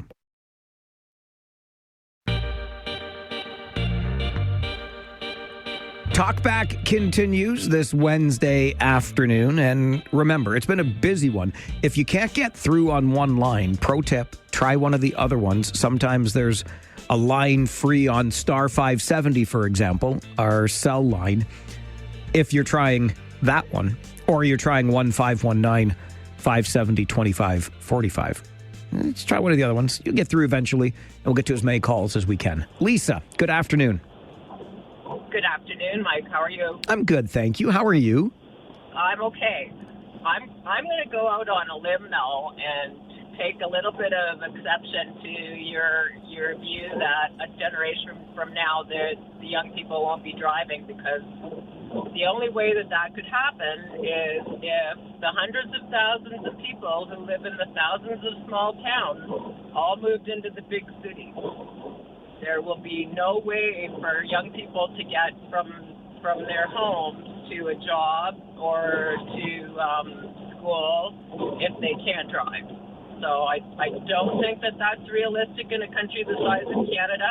In a big city, I'm sure there's going to be more people using transit. I'm sure there's more people in Kitchener using transit now than there used to be. But as the one caller pointed out, the amount of time it takes to get from one end of that system to the other is still such that there's a lot of people that just wouldn't take it because of the fact that it takes so long. So the size of our country and the amount of people that are spread out in it, it's just not realistic. Right, but Lisa, but you're taking that, and maybe I wasn't clear and I spoke in a generalization. Of course, with the size of the, but you mentioned like larger urban centers, which we are one. We're the 10th largest in all of Canada. So certainly more people here will rely on transit, especially if high order transit's available. Right. As long as it's convenient. And light rail transit seems like a great idea, but I still think buses make more sense in a lot of areas because there's more variety of routes. So, but we can have both then, right? You have buses that move around different routes into different neighborhoods, and you have light rail running down as a corridor from south to north. Right. Yep. Okay. Appreciate that point. And I wish I could still say go Jays go, and they had won everything, but they had a great season, and I'm looking forward to next year already. You and me both, Lisa. Thanks very much for that. Shane Bieber is looking forward to next year too. He's staying with the Blue Jays. I guess he liked it here when he came over from Cleveland, eh? But thank you, Lisa, for that point. I don't want to be misunderstood. You're absolutely right that, of course, vehicles will still be in use by the next generation. And look, they might not work where they live. They might be driving to Toronto from here for all I know. They might want to rent a car to get up into, or have a car to get up to a cottage or to visit family in another part of the world. Absolutely. But I'm talking the day-to-day grind, if you will. And again, the comparison, I really think, begins to fall flatter as time goes on. The comparison between how long does it take you on transit versus how long does it take you in a car. Because more and more people will have nothing to compare it to. All they will have done is taken transit. That's my sense of what the future looks like. But hey, I ain't no psychic. I'm just giving you my best guess here. James, you're on Talkback. Good afternoon. How's it going, Aaron Rodgers? Good, James. How's it going with you? Not bad, not bad. Good. Just I want to bring up something quick. I don't know if anybody else has heard this, but I heard Elon Musk said by the end of the year, you'll have the prototype out for the flying car. I did not hear that, but even if I did, I wouldn't believe him. Oh, I don't know. We'll see. Okay. Also, to the mayor of Cambridge, was that her that said she did a poll of 1,000 people? No, that was Ward 1 councillor in Cambridge, Helen Schwery. Ward 1. Okay. So when I just did a quick check there's 166,000 people in Cambridge. Okay. If that works out the way that she did the poll, there's like 500 people in the whole city say they want it. So that's pretty crazy. Well, sure. If you actually asked everybody, I think the answer would be much different. Maybe we should go to a referendum on it. I think so. And then what do you say? When they build the tracks, then the business will come. Where has that happened in KW? Because it's not just business, James. Look at all of the new apartment and condominium units and business. Everything's along the LRT line. Everything. What's new though? Everything was already there. No, it wasn't. No, my gosh, no way. No way. Just drive up King Street from Victoria into Waterloo. Look across from Central Fresh. So much stuff has come online. Look down Charles Street by Cameron Heights. Well, yeah, that building beside they put in that apartment building beside KCI, but that was going in so you're saying that wouldn't because of the LRT? There's tons of stuff along there because of the LRT. Absolutely. Absolutely. Crazy. Well, I've never been on. I don't even know how much it is. Listen, I'm with you. Neither have I, and I understand that. And I get the cost, too. Lots of emails about, I'm paying for this, and I'm never going to use it. Me too. But I believe in the investment for the betterment of our community in the future. That's my 2 cents on it. Mark, good afternoon.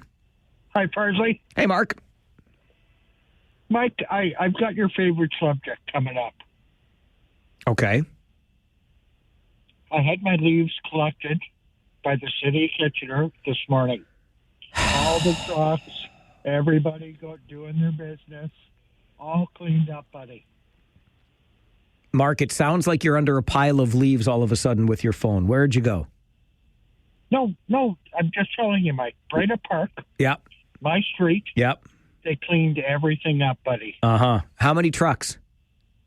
There was 3 trucks. Uh-huh. And then they do the sweeper thing. Uh-huh. Clean up the road. Yep. And, they did a nice job, Mike. I'm sure they did, Mark. And you just made one of my points for me. In fact, I was on a long walk. Must have been a day off. Last year, 2 years, whatever it was. Anyway, on a long walk. And I was out in the Bright Up Park area. It was a beautiful day. And I saw what Mark just described. And as soon as I saw it, we're talking multiple dump trucks with the vacuum truck, whatever it is, to put the leaves into the back of the dump truck, which would then drive away. And the next dump truck was waiting, idling, waiting, idling, waiting, idling. The sweeper comes by. Mark just said 4 pieces of heavy machinery to clean up the leaves from the side of the road because our municipalities, after declaring a climate emergency, thinks this is a service we should provide. Take your head and shake it. It is the goofiest ding-dang thing that we do. Leaves, and we need dump trucks to haul them away. You know what we should do with leaves, like we've always done? Remember as kids, raking and jumping into them and then putting them into garbage bags? Now we can even just put them in yard waste bags and leave them at the curb, and a truck will come by and get them. That's all we need to do. But instead, we send out the big guns. It's ridiculous. Rory, you're on Talkback. Good afternoon. Hey, Mike. How you doing, sir? Good, thank you.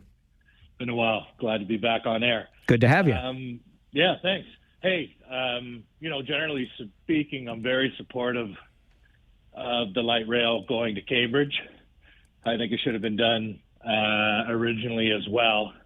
And my hope is that, the upper tiers of government will shoulder the burden for the majority of it, because I think that needs to happen. And, I think it's a bit unfair comparing the travel time between one end to the other, because I think, Mike, there's probably a lot of in-between traffic that's taking place as well. So not everybody is going from one mall to the next mall. Maybe somebody's going from the hospital to the university, or to, Tech Town down to Fairview. So, I think there's a lot of in-between traffic.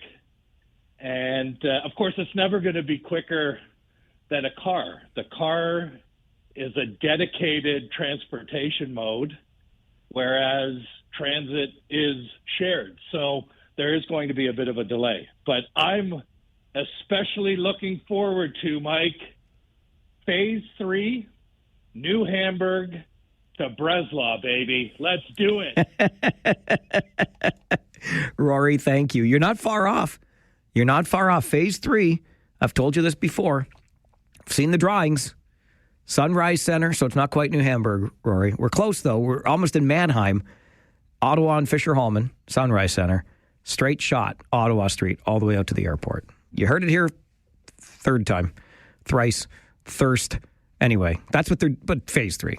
I will be long and gone and forgotten by then. But, Rory, I'm with you, baby. Let's go. Choo-choo trains. Glenn, good afternoon. You're on Talkback. Mike, there's not a train I don't like. You have to know that. But it comes back to our conversation the other day. For $4.5 billion subsidy, if we built a water pipe to secure our water supply, we would get more development in the LRT. And can we afford it? It's a fair question. It is a fair question. You're right. You're right. And in terms of development, the water pipe will bring it. Look at Milton. You know what I mean? So are you saying you want to do that pipe to Lake Erie that we've been talking about for a long time? I think so. Okay. I think if you want the population, if you want growth, and the question is if. I'm from Mississauga, do you really want it? But if you do, then it has to be secured. Mississauga talks about the head offices that they have. That's where we need to be if you really want growth. All right, Glenn, appreciate the call. Listen, one of those valuable resources like water, I do wonder how our water system, our recharge areas will survive, what they'll look like as we continue to grow. We're still operating at about 70% of our water coming from groundwater sources, which is pretty damned impressive for a community. But you add another 300,000 people here. The other thing I just want to say, when Glenn says, if we want growth, I'm going to remind you, and there may well be people elected to office here that do want it. And I understand the challenges that come with it. I grew up in this town too. It's weird sometimes if I let my mind wander and I think about it too much. It's really weird. Like, what happened to my city? All these little places that I used to hang out in, it takes forever to get there, or they're not so little anymore. But the growth is being foisted upon us. It's a provincial mandate. It's this area called Places to Grow, and it takes in the greater Golden Horseshoe, right? Out through Hamilton, Burlington, Guelph, here in Waterloo region, etc. We are designated by the Ontario government as a place to grow. So whether we want it or not, we have to be ready for it. I do think some are interested in it. There are certainly many who will profit from the growth that is happening and will continue to happen here. But nonetheless, it's not necessarily that we as a region have said, bring it on, baby. We want to be 1 million people. We are going to be 1 million people by planning of the provincial government. And we have to be ready for it. Light rail transit phase 2 would be another way that we're getting ready for it. But Glenn says, you really want to be ready for it? Get that pipeline built to Lake Erie. It's Talkback on the Mike Farwell Show, 570 News Radio and Rogers TV.